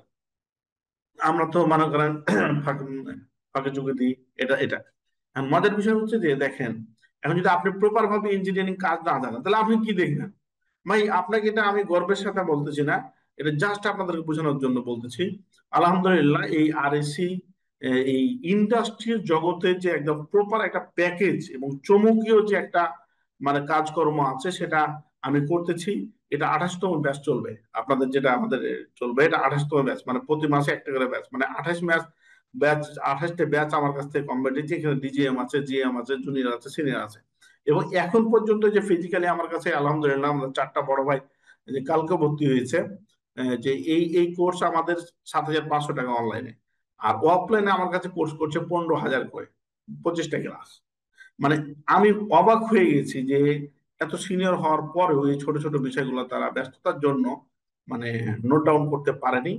এখন ইনশাআল্লাহ আমার কাছে কোর্স করে তারা হ্যাপি ফিল করতেছে। তো আমাদের কাজ, যাদের কাছে সুযোগ আছে আপনার যে আমার সাথে অ্যাড হওয়ার, আমি আপনাদেরকে আহ্বান জানাবো যে আসলে অটোমেশন এই সেই অনেক শিখতে হবে, অবশ্যই অনেক শিখতে হবে, কোনো বিকল্প নাই। কিন্তু আপনাকে চ্যালেঞ্জ করব আপনাদের সম্মান রেখে যে আপনি আমার সাথে আসেন এই কোর্সে, দেখেন আপনার কতটা প্রোগ্রেস করে দিয়ে আমরা কয়েকটা দিন, ঠিক আছে? তো যাই হোক, এখানে আরেকটা আমরা আলোচনা করতে যাচ্ছি যে দেখেন এই লোড এখানের উপর ডিপেন্ড করে আপনার কেবল ক্যালকুলেশন করতে হবে, আর্থিং ক্যালকুলেশন করতে হবে, বেকার ক্যালকুলেশন, বাসবার ক্যালকুলেশন করতে হবে। তো এখন দেখেন মজার বিষয় হচ্ছে যে আমরা যে ইউজার পয়েন্টে যে ইউজ করি, কি ইউজ করি বলেন তো? ওয়াট অর কিলোওয়াট, ঠিক আছে? তো তো যেখানে বলবে যে কিলোওয়াট, 25 কিলোওয়াট সমান সমান অ্যাম্পিয়ার কত, আপনার প্রতিনিয়ত এটা বলবে। তো 25 কিলোওয়াট সমান সমান অ্যাম্পিয়ার কত, 3 ফেজে কত, সিঙ্গেল ফেজে কত, আপনি কি বলবেন যে দাঁড়ান আমি একটু পাওয়ার সূত্রটা তো ভুলে গেছি, বই খুলে দেখি। তাহলে পি সমান √3 VI cos θ, এটা দেখলাম সিঙ্গেল ফেজের, এটা দেখলাম 3 ফেজে গেল। তারপরে আপনি বলবেন যে আচ্ছা ঠিক আছে আমাকে এরপরে একটা দেন, √3 মান তো আমি ভুলে গেছি, সাইন্টিফিক ক্যালকুলেটর লাগবে। এত কাহিনী করার সময় আছে ভাই প্রফেশনাল লাইফে? খালি ধুমধাম অ্যান্সার দিতে হবে। ধুমধাম অ্যান্সার কেমনে দিবেন? কিলোওয়াটের সাথে 1.8 গুণ দিবেন, তাহলে আপনার 3 ফেজে কারেন্ট পাবেন।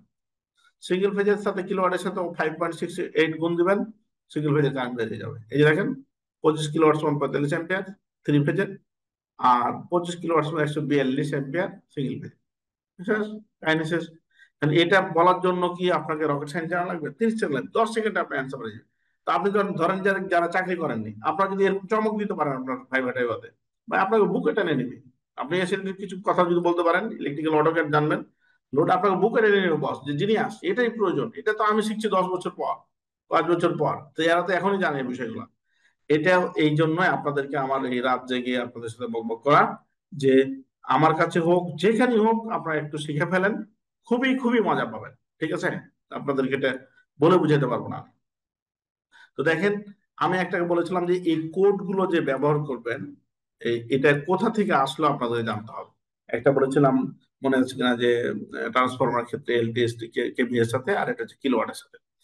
এটা আপনি বের করবেন এভাবে, আমি ওটাও এভাবেই বের হবে, জাস্ট আমি একটা বের করে আপনাদেরকে দেখাই দিচ্ছি। আর যদি বিস্তারিত জানতে চান আমাদের এই ইউটিউবে আসবেন। পি সমান সমান √3 V আর cos θ, এটা হচ্ছে 3 ফেজের ক্ষেত্রে। তো দেখেন পাওয়ার মানে ইউনিটি মান বের করবো, এখানে 1 কিলোওয়াট মানে হচ্ছে 1000, √3 মান হচ্ছে 1.732, ভি এর মান হচ্ছে 400, আর cos θ এর মান হচ্ছে 0.8। তো এটা এটা হবে আপনার উপরে হবে 1000, আর 4,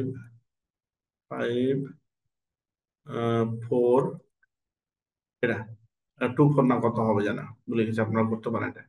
তো এটার সব ক্যালকুলেশন করে 1.8 হবে। তাহলে দেখেন আমি এটা পাইলাম। এখানে কারো প্রশ্ন আছে যে আপনি 400 নিলেন কেন? এগুলো হচ্ছে স্ট্যান্ডার্ড বা নমিনাল মান। স্ট্যান্ডার্ড মান বের করে আমি ইউনিট বের করেছি, কেমন? এটা গেল। সেম ভাবে যদি আপনি সিঙ্গেল ফেজের বের করেন, সিঙ্গেল ফেজেরটা এরকম বের হবে এরকম যে আপনাদেরকে অফিস থেকে মেসেজ দিচ্ছে যে আপনারা যদি কোর্স করতে চান তাহলে আমাদের সাথে যুক্ত হওয়ার জন্য আপনার হোয়াটসঅ্যাপ নাম্বারটা চাচ্ছে। যদি আমার সাথে যুক্ত হওয়ার প্রয়োজন বোধ মনে করেন, ইনশাল্লাহ আপনাদের হোয়াটসঅ্যাপ নাম্বারটা দিবেন, আমাদের টিম আপনাদের সাথে কথা বলবে। আর আপনাদেরকে আমি বলবো যে এখানে মাথা ভারী করার কোনো কারণ নাই যে কোর্স করতে হবে, কোর্সের কোনো প্রয়োজন নাই। আপনি সিঙ্গাপুর যাবেন, আমেরিকা যাবেন, কিন্তু ভাই আজকে একটা সিদ্ধান্ত দিবেন যে সিকোয়েন্সলি আমি শিখবো, ঠিক আছে? আমি আপনাকে আমার কাছে শিখেন, নাহলে আপনি কোনো বড় ভাইয়ের কাছে শিখেন, আমার ইউটিউব দেখেও অনেক কিছু শিখতে পারবেন। ঠিক আছে? বা আরো ইউটিউবে অনেক কিছু থাকে, আপনি শিখেন ভাই, প্লিজ বসে থাকেন না, শিখেন। আপনাদেরকে একদম জোর রিকোয়েস্ট যে আপনি শিখেন। 5.68 অ্যাম্পিয়ার। তাহলে বোঝা গেছে যে এই শর্টকাট মেথড গুলো এভাবেই আমরা পেয়েছি ইটান্ডার বা নয়নের মান বসিয়ে। কেমন?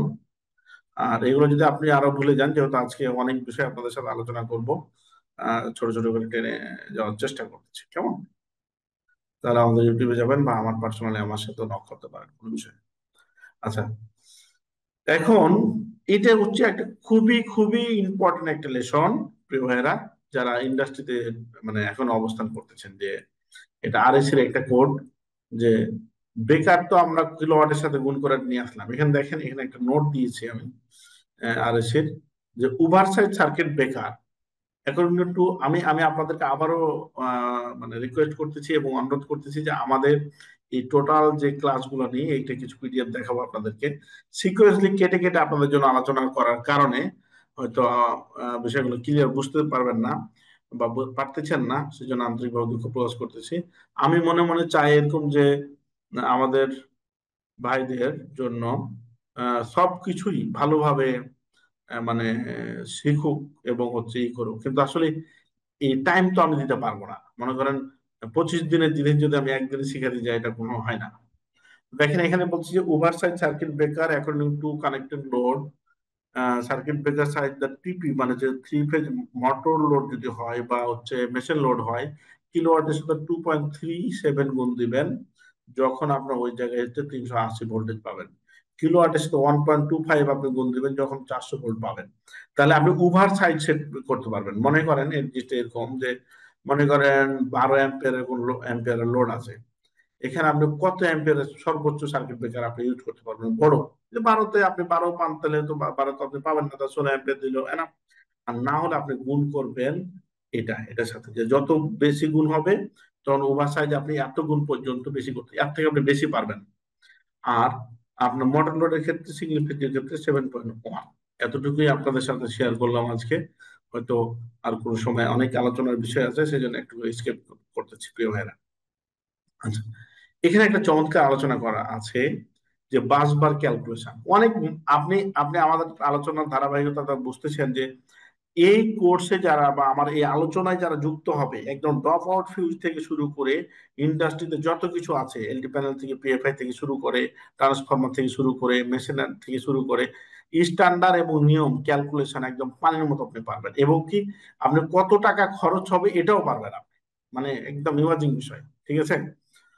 কোর্স ডিটেল বলবো ব্রাদার, একটু পরে একটু থাকেন, একটু আলোচনা করি। হ্যাঁ, তো দেখেন, বাসবার ক্যালকুলেশনের সূত্র, width into thickness current density. Current density কত? Copper current density 1.5 square millimetre, আর হচ্ছে আপনার অ্যালুমিনিয়ামের ক্ষেত্রে 1.09। তাহলে দেখেন, মনে করেন আপনাকে যদি আমি বলি যে 300 অ্যাম্পিয়ার যদি কোনো ডিভি তৈরি করি, কত অ্যাম্পিয়ার আমি বেকার নিব, বাসবার নিব, তখন আপনি বলতে পারবেন 20 ইন্টু থিকনেস হচ্ছে 10 ইন্টু স্পেসিফিক গ্র্যাভিটি 1.5, তাহলে আমার হিসাব করে হচ্ছে 310 অ্যাম্পিয়ার। এটা আপনি পেয়ে যাবেন। এটা কি কার স্ট্যান্ডার্ড? অ্যাজ পার আরএসসি এবং এনএফপি এর স্ট্যান্ডার্ড। আপনারা যারা ইন্ডাস্ট্রিতে চাকরি করছেন, আপনারা জানেন যে বিএনবিসির স্ট্যান্ডার্ডে আপনার ফ্যাক্টরি চালানো খুব কঠিন, কারণ এটা আমরা রিসার্চ পার্সন কম বাংলাদেশের স্ট্যান্ডার্ড, প্রথমে ওটাকে ফলো করতে হবে, কিন্তু এনএফপি এর সহায়তা আমরা বেশি নিই ফ্যাক্টরি চালানোর জন্য।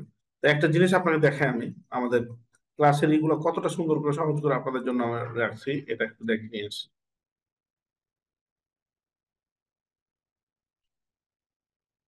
মজা পাবেন।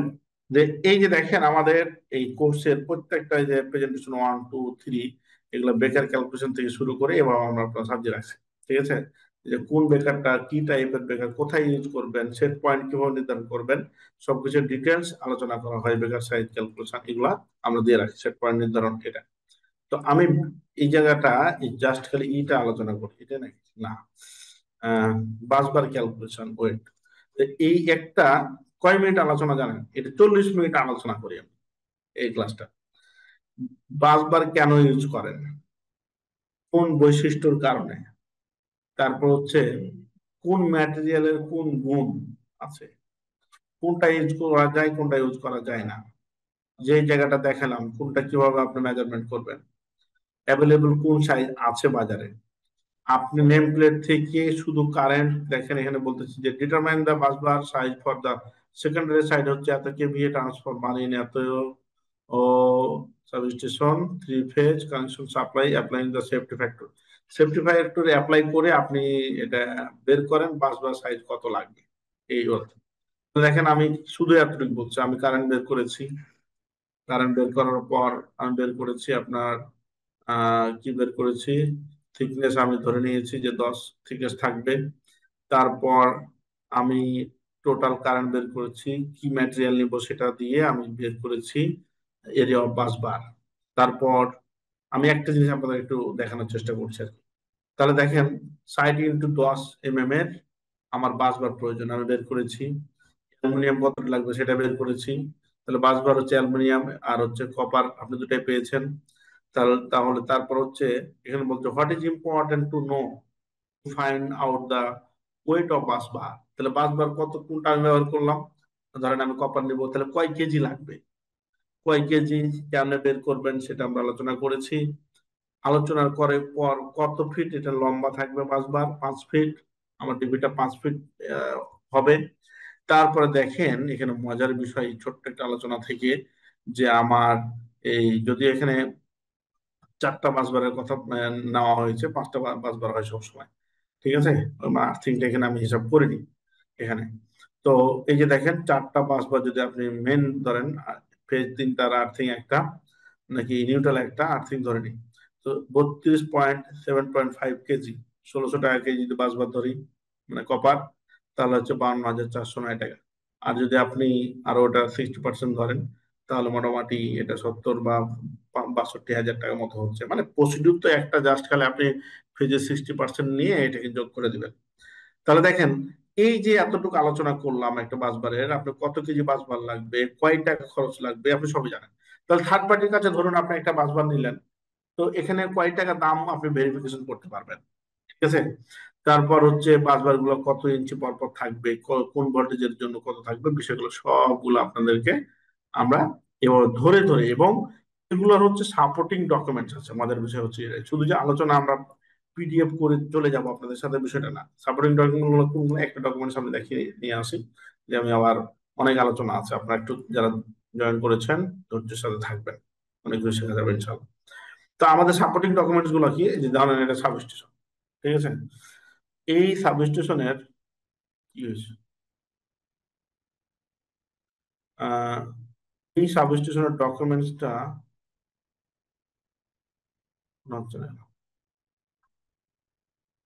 আচ্ছা, এটা দেখেন একটা ট্রান্সফরমার এবং সাবস্টেশন থেকে টোটাল জিনিসগুলো কত ইঞ্চি হয়, কি হয় না হয়, সব কিছু আপনার দেওয়া আছে। আমি একটা পার্ট নিয়ে আলোচনা করবো আপনাদের জন্য। যেমন বিএনপিসি কি বলছে, এনএফপিএ কি বলছে, ব্রিটিশ স্ট্যান্ডার্ড কি, এবং কম্পারিজন করে আপনাদের জন্য সাজায় রাখছে আমাদের সকল ডকুমেন্টস, এগুলো আপনাদেরকে প্রোভাইড করবো আমরা, লাইফ টাইম প্রোভাইড করবো, রেকর্ড দেওয়া হবে। আপনি একটা সাবস্টেশন রুমে কত মানে বাতাস ঢুকবে, কত বের হবে, টেম্পারেচার কত থাকবে, কত, টোটাল বিষয়টা এই কয়টা পাতা পড়লেই আপনি পারবেন এখানে। এবং এখানে 3টা 4টা আপনার স্ট্যান্ডার্ড ফলো করা হবে, বিএনপিসি কি বলছে, এনএফপিএ কি বলতেছে, আপনার ব্রিটিশ স্ট্যান্ডার্ড কি বলছে, সবকিছু। যাই হোক, আমি একটা লেআউট নিয়ে কথা বলবো আপনাদের, যে একটা সাবস্টেশন লেআউট কিভাবে করবেন। একটু এটা কি দেখতে পাচ্ছেন? হ্যাঁ, দেখেন এটা হচ্ছে আপনার বিএনপিসি স্ট্যান্ডার্ড। যে একটা ট্রান্সফরমার রুম যদি আমি করতে চাই, তাহলে দেখেন এই রুমটাতে আমি কেমনে দিব। এখানে বলতেছি দেখেন যে the minimum height of substation room should be 3.0 meter to 3.6 meter depend upon the size of transformer। বলছে সর্বনিম্ন এটা হবে, আর ডিপেন্ড করতেছে এটা ট্রান্সফরমার সাইজটা কত বড় হবে, গেল একটা ইস্যু। তারপরে এই পয়েন্ট আছে এটা এখানে লেআউটের ব্যাপার। বলছে দেখেন এটা ট্রান্সফরমার যখন দিলেন চারিদিকে কতটুকু জায়গা আপনাকে রাখতে হবে, এটা কি যদি আপনি স্ট্যান্ডার্ড না জানেন তাহলে কেমনে করবেন। কি বলতেছে দেখেন, 0.5 meter for the transformer installed in a room with wall 1-2 side। ওকে, তাহলে বুঝে গেছেন যে একটা ট্রান্সফরমার রুমের যদি 2 সাইড ওয়াল হয় তাহলে হচ্ছে 0.75 এগুলোতে স্পেস রাখলে এনাফ। আবার বলছে 0 for transformer installed in a room with wall on 3 side। যদি 3 সাইড ওয়াল হয় তাহলে 1 মিটার করে রাখতে হবে সর্বনিম্ন। তারপর বলছে যদি ক্লোজ লুপ হয়, চারিদিকে থাকবে একটা দরজা থাকবে শুধু ক্লোজ, তাহলে হচ্ছে 1.5। এখন গেল যদি এখানে আর একটা ট্রান্সফরমার ইউজ করা হয় তাহলে এর মধ্যখানে কতটুকু থাকবে এই জায়গাটা। এটা স্ট্যান্ডার্ড কি বলতেছে, 1.5 distance from one to another transformer multi transformer in a room for 11 KV. যদি 11 কেভি হয় তাহলে এটা হলেই, এটা কিন্তু সর্বনিম্ন, আর বেশি আপনি রাখতে পারবেন না বিষয়টা এরকম বলতেছে না, কিন্তু আপনি রাখতে পারবেন, কোনো সমস্যা নেই। আর যদি এর থেকে বেশি হয় তাহলে 2.5 distance for higher level of voltage. যদি হাই ভোল্টেজ হয় তাহলে আপনি এর থেকে বেশি রাখতে পারবেন। এখন কথা হচ্ছে কি যে ভাই হ্যাঁ এর থেকে বেশি রাখতে পারবো না, আমি কি যদি 5 মিটার রাখেন কোনো সমস্যা নেই, আরো ভালো। এটা মানে টেকনিক্যাল অডিট বা হচ্ছে স্ট্যান্ডার্ড যেটা বলে সেটা সর্বনিম্ন, এর কম নেওয়া যাবে না, এরকম বলে। তাহলে দেখেন এই যে আলোচনা করলে আপনাদের এখন ধারণা হয়েছে কি, এটা তো আমি তো খুবই দ্রুত টানার চেষ্টা করতেছি যে এটা আলোচনা করে আপনি ট্রান্সফরমার রুমের ব্যাপার আপনি বুঝে গেলেন। তারপরে এই রুমটাতে কতটা খাওয়া হবে, স্ট্যান্ডার্ড অনুযায়ী কোথায় রাখার প্রয়োজন, আমার ওয়ালটা কতটুকু হবে, কেবল টোটাল আপনারা এই জিনিসগুলো পাবেন এবং এই ডকুমেন্টস গুলো লাইফ টাইম আপনারা পাবেন। আর একটা মজার বিষয় হচ্ছে আমাদের অ্যাডভান্টেকের যে ওয়েবসাইট আছে, এই ওয়েবসাইটে আমরা প্রত্যেকটা বিষয় ছোট ছোট করে রেকর্ড করে আপনাদের এক্সেস থাকবে লাইফ টাইম। যে ধরেন আপনি 5 বছর আগে কোর্স করেছেন, আপনি 5 বছর পর্যন্ত আমাদের এখানে একটা আইডি থাকবে আপনার আমাদের ওয়েবসাইটে, এখানে আপনার সার্চ করলেই আপনি জিনিসগুলো দেখতে পাবেন। তো তাহলে ভালো হতো। জি জি ভাইয়া, বাসবার ক্যালকুলেশন, বাসবার কি করবো? বাসবার ক্যালকুলেশনটা একটু বুঝিয়ে দেখেন। হ্যাঁ বললাম তো, আবার বলতে হবে? যদি সময় থাকে ভালো হয়। মানে একটা বিষয় ওভাবে আলোচনা করার খুব সময় থাকবে না। এটা তো বললামই যে আপনি কারেন্ট বের করবেন। আচ্ছা আপনি যখন বলেছেন সমস্যা নাই, আমি তো চাই যে মনে হয় যে আপনাকে এক ক্লাসে সব শিখে গেল রিয়েলি। আচ্ছা আপনি প্রথমে যেটা করবেন, যদি কোনো জায়গার কারেন্ট জানেন আপনি তাহলে আর কারেন্টটা একটু বোঝান, এটা আর একটু বোঝান। যে ওইটা ওই যে বাসবার ক্যালকুলেশন আর একটু বোঝান। হ্যাঁ আমি তো বলতেছি শুনেন। আচ্ছা।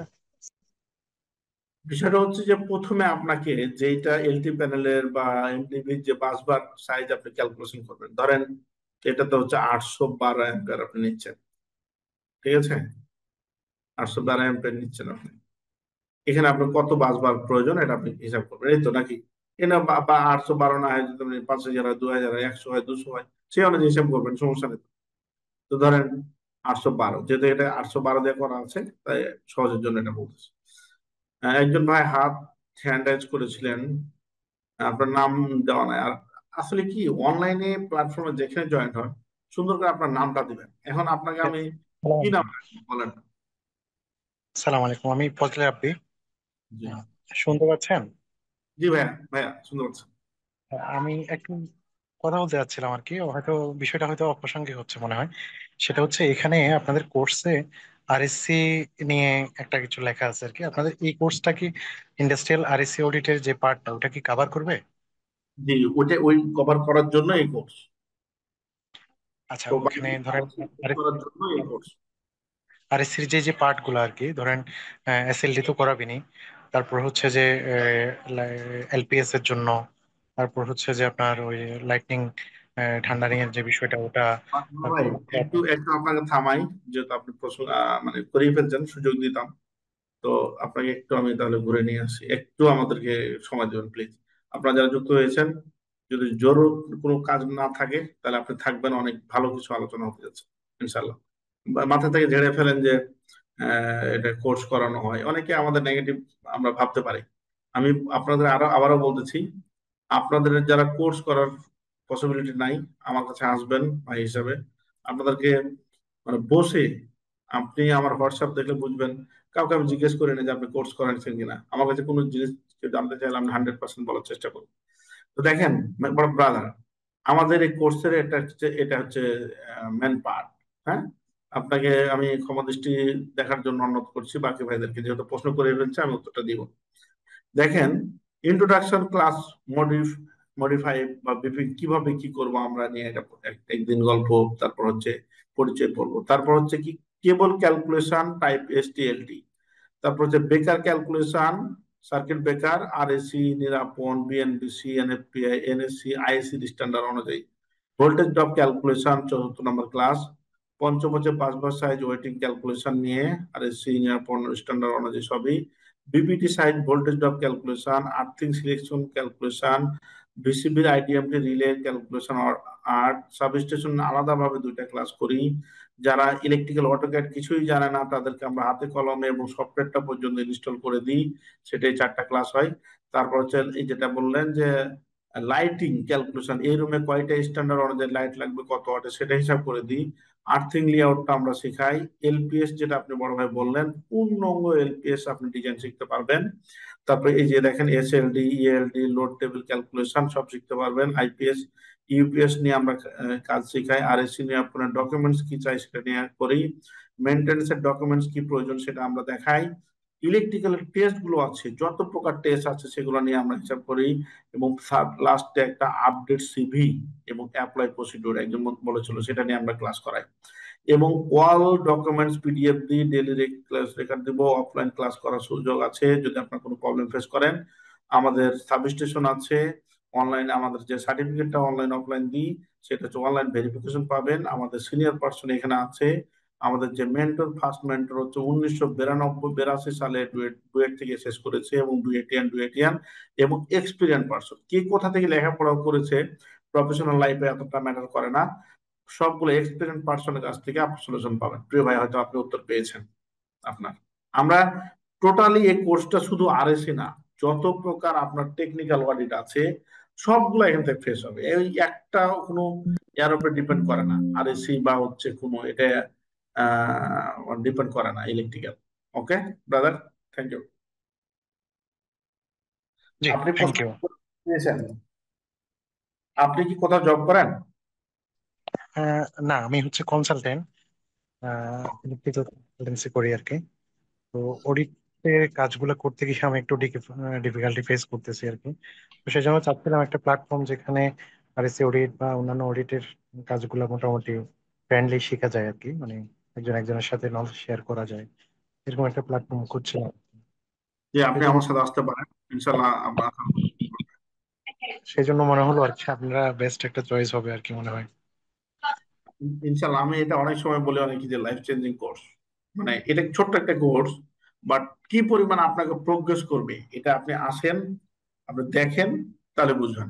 যদি সময় দিতে পারেন 3টা মাস, ইনশাল্লাহ আপনি ইলেকট্রিক্যালের কিছু কিছু আননোন থাকবেন আপনার কাছে, ইনশাল্লাহ কোনো প্রকার অডিট নিয়ে আপনি কনফিউজ হবেন। Thank you. তো যাই হোক, এখন দেখেন আর একটা ভোল্টেজ জব ক্যালকুলেশন, মজার বিষয়। মেজরিটি পার্সন ইঞ্জিনিয়াররা, আমি এটা আপনাকে যে আসলে চ্যালেঞ্জ করা বা এগুলো কথা বলা তো খুব মানে বিরক্তিকর কাজ। আপনি কি পরিমাণের ই মানে কি বলবো আর কি, যে আমরা কিছু বিষয়কে আমরা মানে কল্পনাই করে নেই। ধরেন যে একটা এখন প্রশ্ন যদি করি যে কত মিটার পর্যন্ত আপনি ভোল্টেজ জব ক্যালকুলেশন করা যায় না, কেবলের গায়ে যা লেখা থাকে তাই করে 30 মিটার পর্যন্ত, 30 মিটারের মধ্যে হলে কোনো লাগে না। ভোল্টেজ ড্রপ ক্যালকুলেশন আপনি করবেন 2টা ভাবে, কোন স্ট্যান্ডার্ড কি বলেছে। যেমন একটু আমি দেখে নিয়ে সেটা আসলে কি অনেক বড় একটা জায়গা, তো 25টা মানে 30টা ক্লাসের আলোচনা আমাকে মনে করেন 1-1.5 ঘন্টাতে করতে হয়। মানে এটা আমার জন্য একটু বিশাল প্যারাদায়ক হয়ে যায়। আমি চাই যে সবকিছু মনে হয় যে আপনাদেরকে আজকে যদি আমি সে মানে আলোচনা করতে পারতাম আমার কাছে ভালো লাগতো। ভাই, শিখার কোনো শেষ নাই। আপনাদেরকে রিকোয়েস্ট করব যারা ইলেকট্রিক্যাল ইঞ্জিনিয়ার আছেন, শিখতে হবে অনেক কিছু এবং নিজের প্রফেশনাল লাইফকে সাজানোর জন্য কিছু টাকাও খরচ করতে হবে, আপনাকে কিছু সময় দিতে হবে, কিন্তু শিখেন প্লিজ। না শিখে শুধু চাকরি চাকরি করে মানে ঘুরিয়েন না, নাহলে আপনি প্রোগ্রেস হতে পারবেন না। চাকরি পাবেন টুডে টুমরো, চাকরি পাবেন, কিন্তু ইঞ্জিনিয়ারিং ফ্লেভার পাবেন না। যে দেখবেন এটা নিজের সাথে মিলিয়ে নেবেন। আর ফেসবুকে অনেক কিছু এখন ঘুরে, মানে কিছু বিষয় আপনার আপনার কোনটা প্রয়োজন আপনাকে থিস করে বের করতে হবে। ঠিক আছে? এই দেখেন এই জায়গাটাতে কি যে স্ট্যান্ডার্ড ভোল্টেজ আমার মানে আমি একদম অ্যানালাইসিস করে একটা ইন্ডাস্ট্রিতে ইঞ্জিনিয়ার চাকরি করার জন্য যা কিছু প্রয়োজন এই কোর্সে আছে। বিএনবিসি স্ট্যান্ডার্ড কত কত আপনি প্রয়োজন ভোল্টেজ ড্রপ ক্যালকুলেশনে, আপনি এনএফপিএ কত, বিটিসি স্ট্যান্ডার্ড কত, এই তিনটা চারটা আপনার স্ট্যান্ডার্ড কি আমরা একসাথে লাগাই, মানে কাজে লাগাই, যে কোনটা কোথায় ইউজ করলে আপনার কোম্পানিটা ভালোভাবে সাজবে, ঠিক আছে। এবং নেম প্লেট থেকে শুরু করে আপনি কত মিটার কোন জায়গাতে কেবল নেবেন, ভোল্টেজ ড্রপ ক্যালকুলেশন কিভাবে করুন, সব বিষয়গুলো আপনাদেরকে, এবং এই জিনিসগুলো শর্টকাট করার জন্য আমি কি করি আপনাদের জন্য একটা এক্সেল শিটে আমি দিয়ে দিই, ঠিক আছে, যে এটা ক্যালকুলেশনটা কিভাবে ইজি ভাবে করা যায়। প্রিয় ভাইরা, তো যাই হোক, আহ, একটু দ্রুত টানতে হচ্ছে, আপনারা বুঝতে পারতেছেন যে আরো আরো অনেক কিছু আলোচনা আছে। আচ্ছা, এখানে একটা চমৎকার আলোচনার বিষয় আছে, দেখেন যে একটা রুম যখন ওপেন রুম হয়, এই রুমটাতে কয়টা লাইট আপনি সেট করবেন। আমরা এখন কি করি, এখানে একটা দাও, এখানে একটা দাও, এখানে একটা দাও, এটা ক্যালকুলেশন আছে ব্রাদার। এটা কি রুম, এটা প্রশ্ন করতে হবে। এটা অফিস রুম, অফিস রুমের জন্য বিএনবিসি স্ট্যান্ডার্ড হচ্ছে 300 লাক্স প্রয়োজন। তো 300 লাক্স এটাকে আপনার ওয়ার্কিং এরিয়াতে পড়ার জন্য যত লাইট প্রয়োজন ক্যালকুলেশন আছে। ধরেন আপনি এই রুমটাতে 6টা লাইট হবে, তো 6টা লাইট আপনি এখানে একটা এখানে একটা, কিভাবে আপনি এটা আপনি দিবেন, এটার কিন্তু মাপ মেজারমেন্ট এবং স্ট্যান্ডার্ড আছে। তো এগুলো আপনার ইলেকট্রিক্যাল অটোক্যাডও আপনি এই কোর্সে আপনার ইলেকট্রিক্যাল অটোক্যাডও শিখতে পারবেন। মানে আমি এমন ভাবে এটাকে সেট করেছি এই কোর্সটাকে, যে ছোট্ট একটা কোর্স করে আপনি অনেক কিছু শিখতে পারবেন। মানে আপনি একটা ইন্ডাস্ট্রিতে এবং কনসালটেন্সি যারা কাজ করতেছেন তারা মুভ করার জন্য এনাফ এই কোর্স।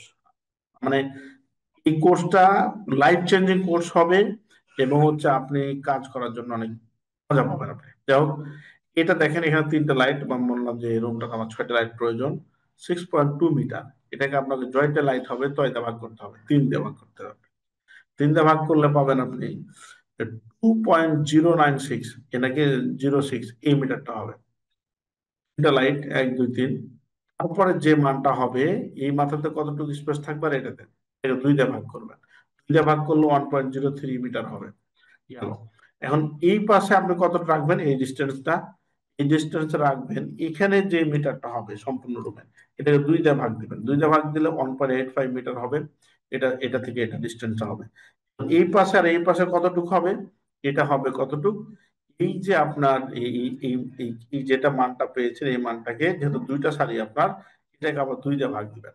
2 দিয়ে ভাগ দিলে কত আসবে, এটা এটা আসবে আপনার 0.92 মিটার, মানে এটার। তাহলে দেখেন একদম মানে প্লেস মতো আপনার লাইটটা বসে যাবে।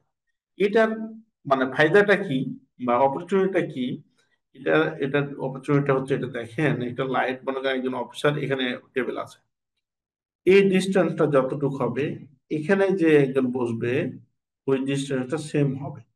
এই ওয়ার্কিং এরিয়াতে আপনার 300 লাক্স পড়তে হবে প্রিয় ভাইরা।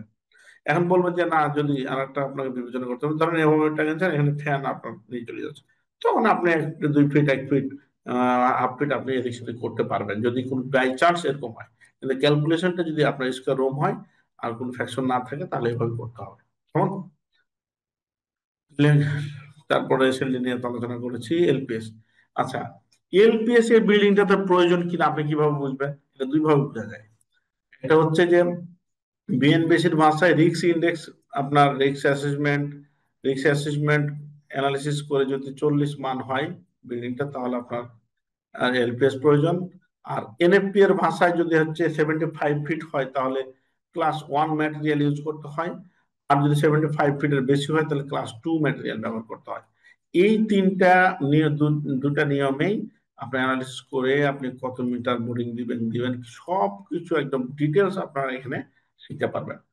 থার্মোগ্রাফি অর্থ হচ্ছে যে কোনো কেবল বা বেকারের যে ভিতরে যে হিট হয়, সেটা এর কারণে হতে পারে, ক্যালকুলেশন ঠিক না হলে হতে পারে, লুজ কানেকশন হতে পারে। ভিতরে কি হিট হচ্ছে ভাই, এটা তো আপনি খালি চোখে দেখতে পারবেন না।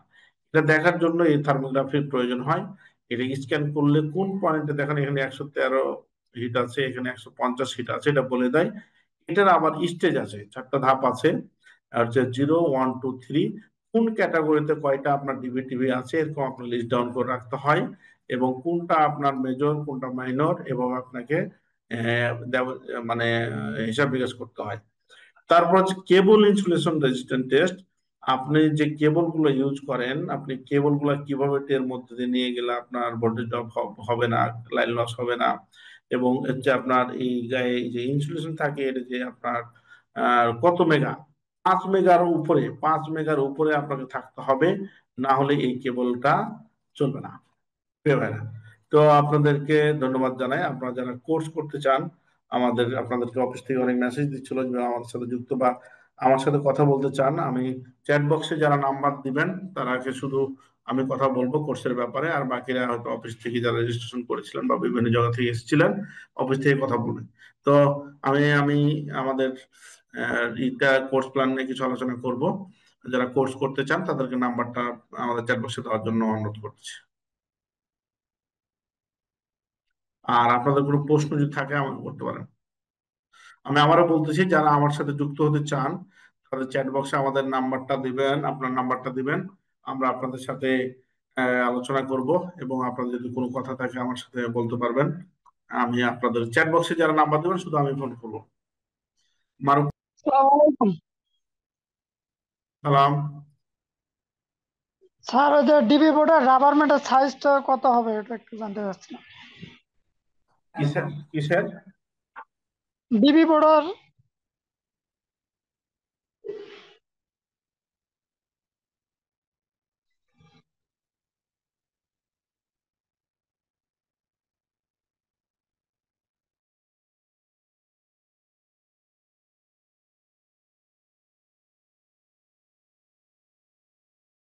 আমি বুঝতেছি না। হ্যালো। স্যার ডিবি বোর্ডের রাবার ম্যাটের সাইজটা কি পরিমাণ হবে ওটা জানতে চাচ্ছিলাম। আচ্ছা, এটা কয়েক প্রকার আছে। এটা 2.5 ইঞ্চি অনেক বড়, আর এটা রাবারের উপরে ডিপেন্ড করে। এটা আপনার কোড ওরা বলেই দিবে স্ট্যান্ডার্ড কত। এটা মানে ফিক্সড, আপনি এটা না ধরাই বেটার। এখন মানে যুগ হচ্ছে আপনার পরিবর্তনশীল, এটা আপনাকে হিসাব নিকাশ করতে হবে ওখানে। আমরা সবসময় যেটা করছিলাম 2.5 ইঞ্চি আছে, 2.5 ইঞ্চি, এগুলোই ব্যবহার করে এসেছি। কেমন? হ্যাঁ। ওই যে বাস ভাড়ার ক্যালকুলেশনটা দেখাচ্ছিলেন, মাঝখানে একজন অন্য একটা কথা বলেছিল, এই জন্য তো ইন্টারাপ্ট হয়েছে। বাস শর্টলি যদি দেখা দেন আরেকবার, ক্যালকুলেশনটা দেখাচ্ছিলেন বাস ভাড়ার। আচ্ছা, আর কিছু? আর কারো কোনো প্রশ্ন আছে?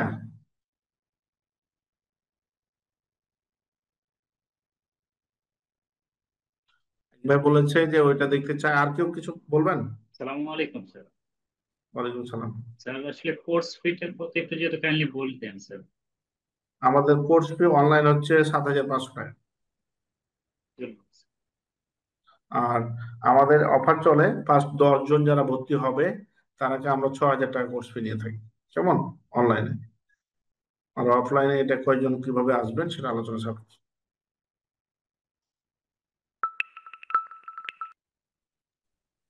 সালাম আলাইকুম। আমার একটা প্রশ্ন ছিল জি যে ভাই। এই আরএসসি অডিটের যে অডিট পেপার গুলো থাকে বিভিন্ন সেকশনের, তো ওই হুম। অডিট পেপারের নমুনাগুলো কি আপনারা দেন কিনা? যে হ্যাঁ। যে একটা কোম্পানি তাদের সকল ডকুমেন্ট গুলি কি ফরম্যাটে কিভাবে সবসময় ওকে রাখবে, আপ টু ডেট রাখবে, এটা নমুনাগুলি দেন কিনা? Document file. নমুনা, শুধু নমুনা না, আপনি কেমনে তৈরি করবেন সেটাও আমরা দিই। আর আপনাকে তো আমাদের কাছে তো একাধিক, যেহেতু আমরা কনসালটেন্সি কাজ করি, আপনার আছে, সেগুলো তো আপনাকে প্রোভাইড করবো।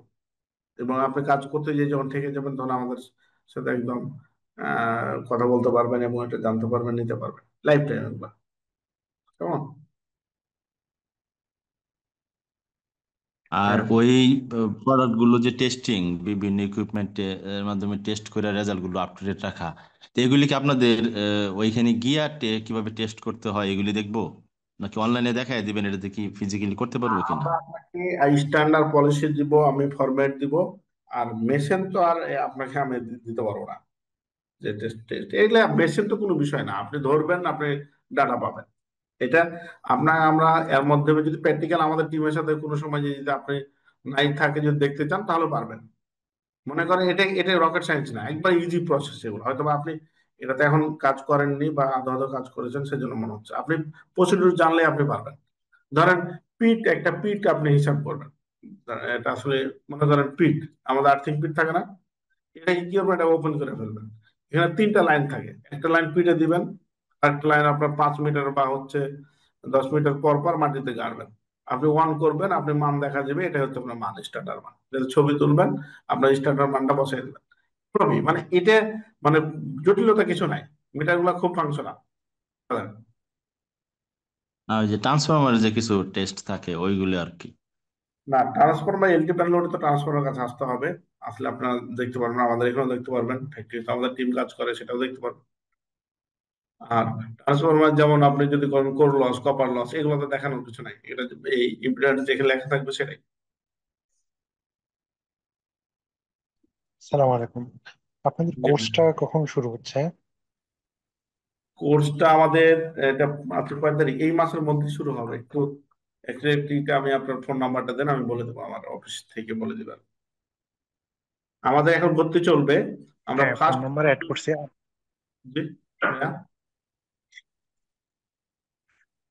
বলতেছে যে নাম্বারটা দেয়া হয়েছে আর কি। আর যেটা এই স্ক্রিনে দেয়া আছে এই নাম্বারটা কি আপনি রিসিভ করবেন নাকি অফিসে রিসিভ করবে? যে এটা আমার যে কাছে নাম্বারটা যেটা দেয়া আছে লাস্টে 31। 3-1টা আমার কাছে থাকে। আচ্ছা, আমি তাহলে ওটা আপনার সাথে কন্ট্যাক্ট করবো। তাহলে এই মাসের মধ্যে ইনশাল্লাহ কোর্সটা শুরু হবে, এই হ্যাঁ, তো? 2 তারিখে আমাদের এই কোর্সটা এই হবে, এই কয়েকদিন ভর্তি চলবে। 2 তারিখে আমাদের জি। এটা, 2 তারিখ। ভাইয়া আপনারা ঠিক যারা আছে। মানে ইন্টারেস্ট পিপল আছেন, আপনাদেরকে আমি আমরা বলছি, টাকা পয়সা কোনো ফ্যাক্ট না, আমরা সেলস সার্ভিস অটোমেশন নিয়ে আমাদের কাজ।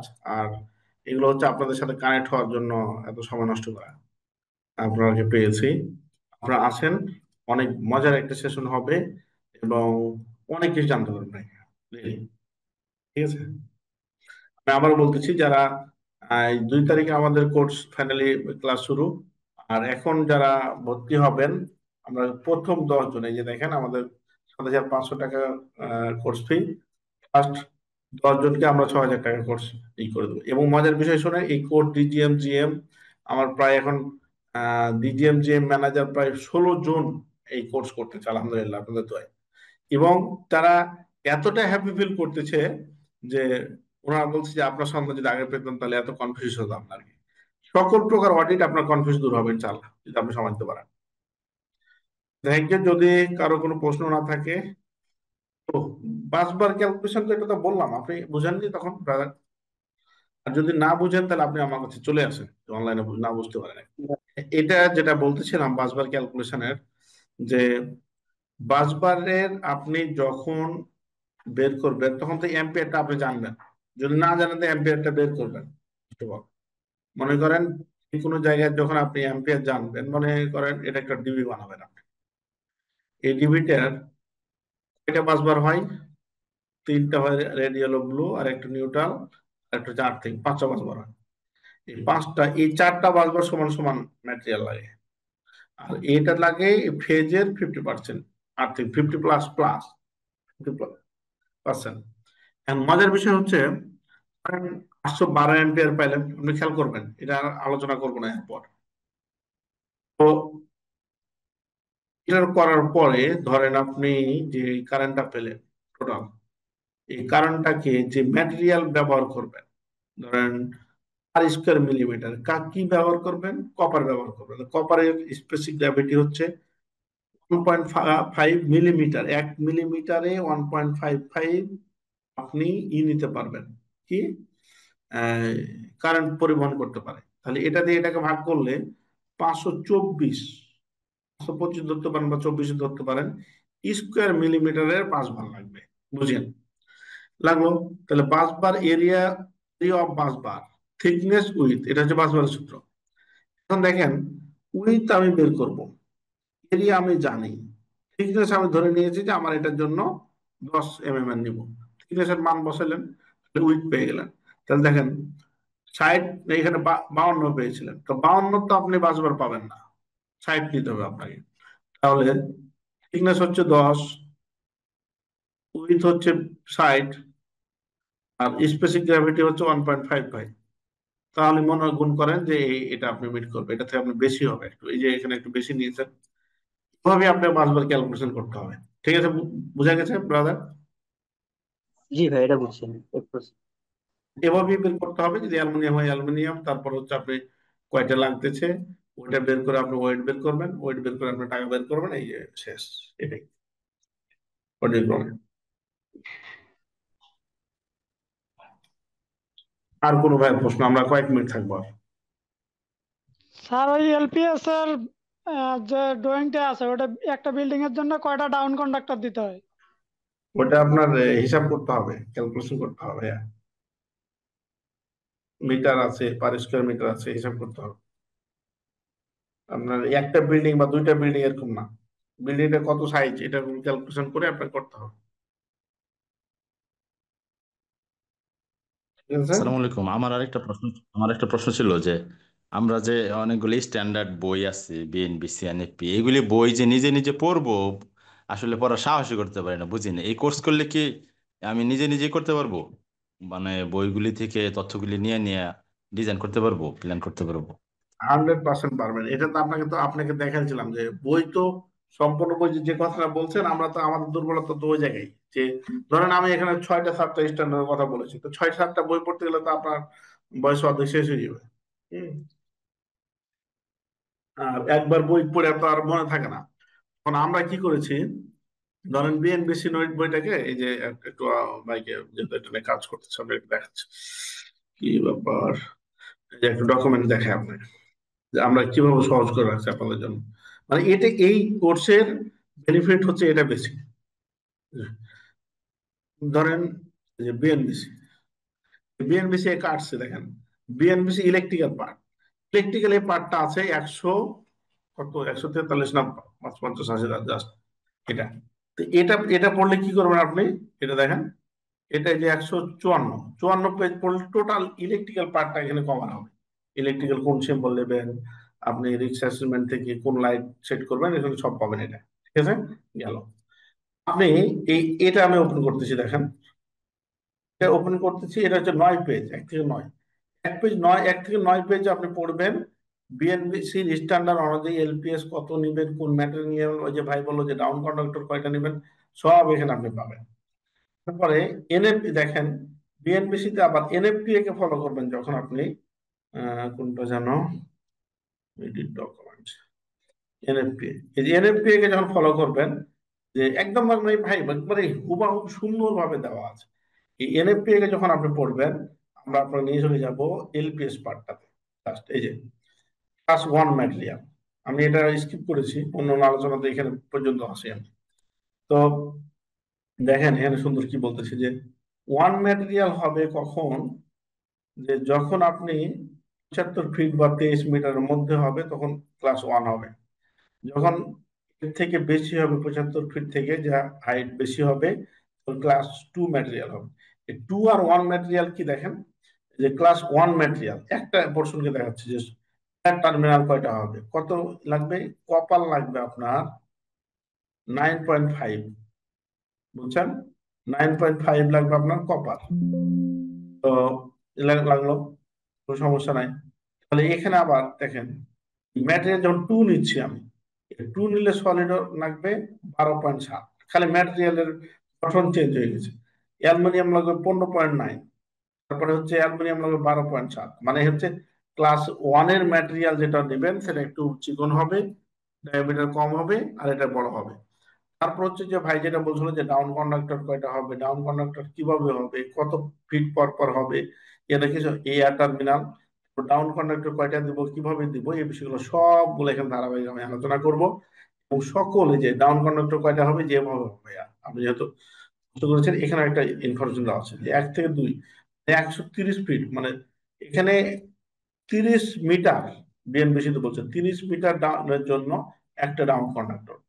তাহলে দেখেন, এবং 100 ফিটের জন্য, প্রথম 100 ফিটের জন্য নাকি 80 ফিটের জন্য একটা ডাউন কন্ডাক্টর, তারপরে 80 ফিটের জন্য একটা ডাউন কন্ডাক্টর, ফিটে নেন আপনি 30 মিটার নাহলে 100 ফিট।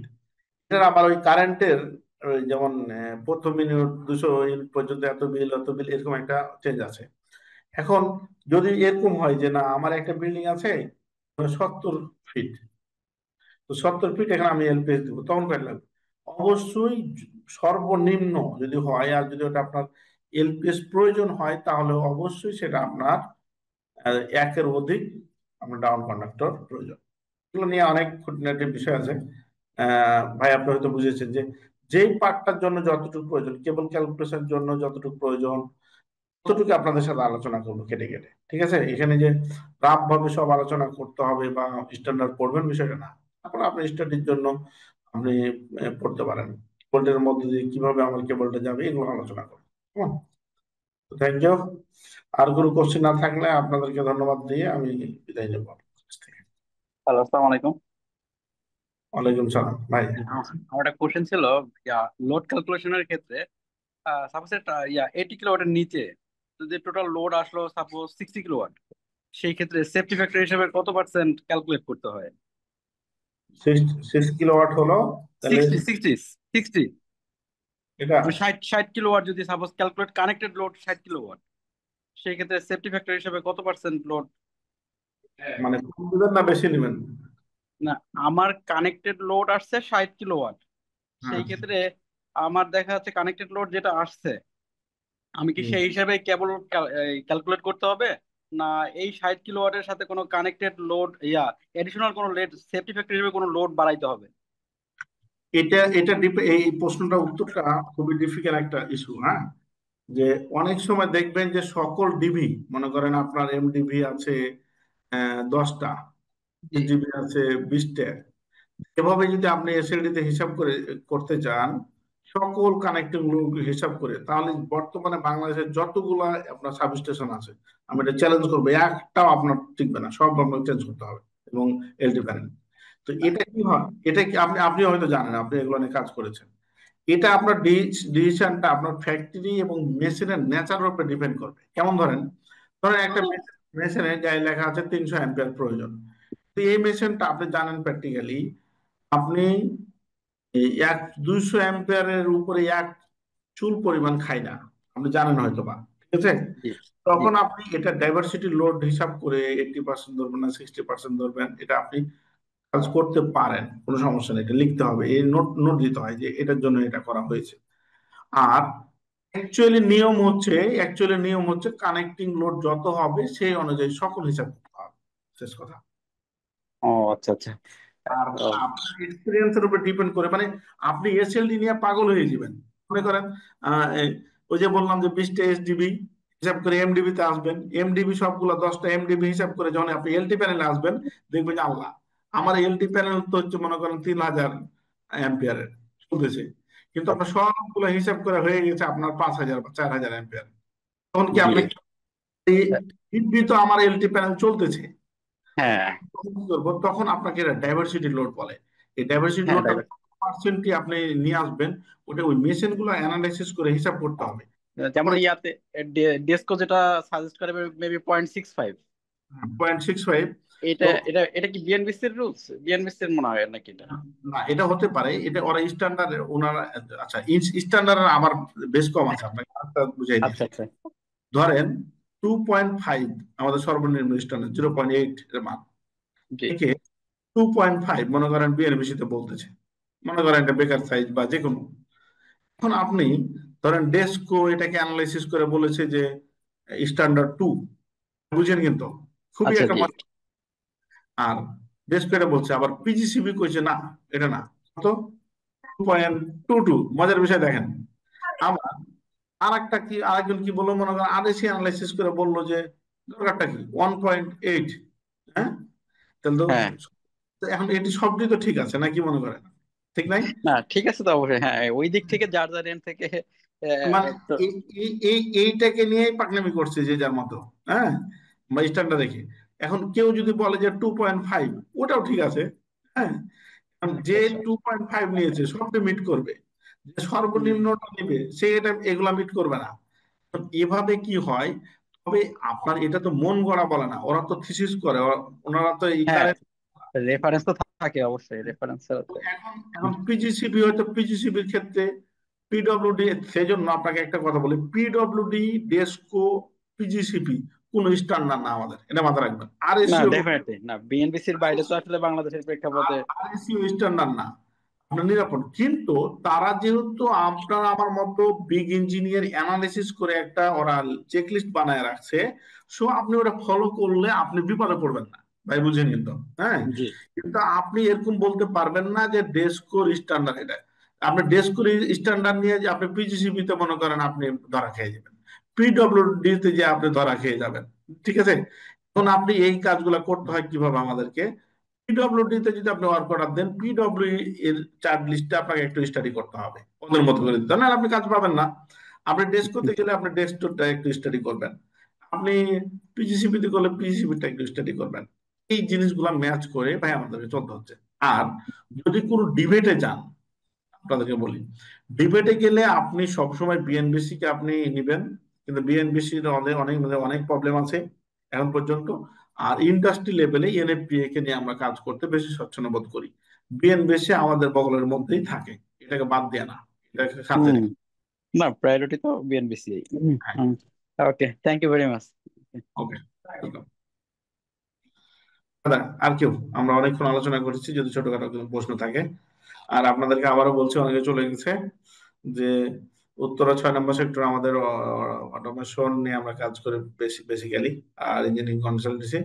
আমাদের যে কোনো ইস্যুতে কফির দাওয়াত আমার অফিসে, ঠিক আছে। আর আমাদের গাজীপুরে একটা ইনস্টিটিউট আছে, উত্তরায় আছে, পুরাতন পল্টনে আছে, যে কোনো জায়গায় আপনাদের যে কোনো সময় আপনাদের কফির দাওয়াত। Thank you very much.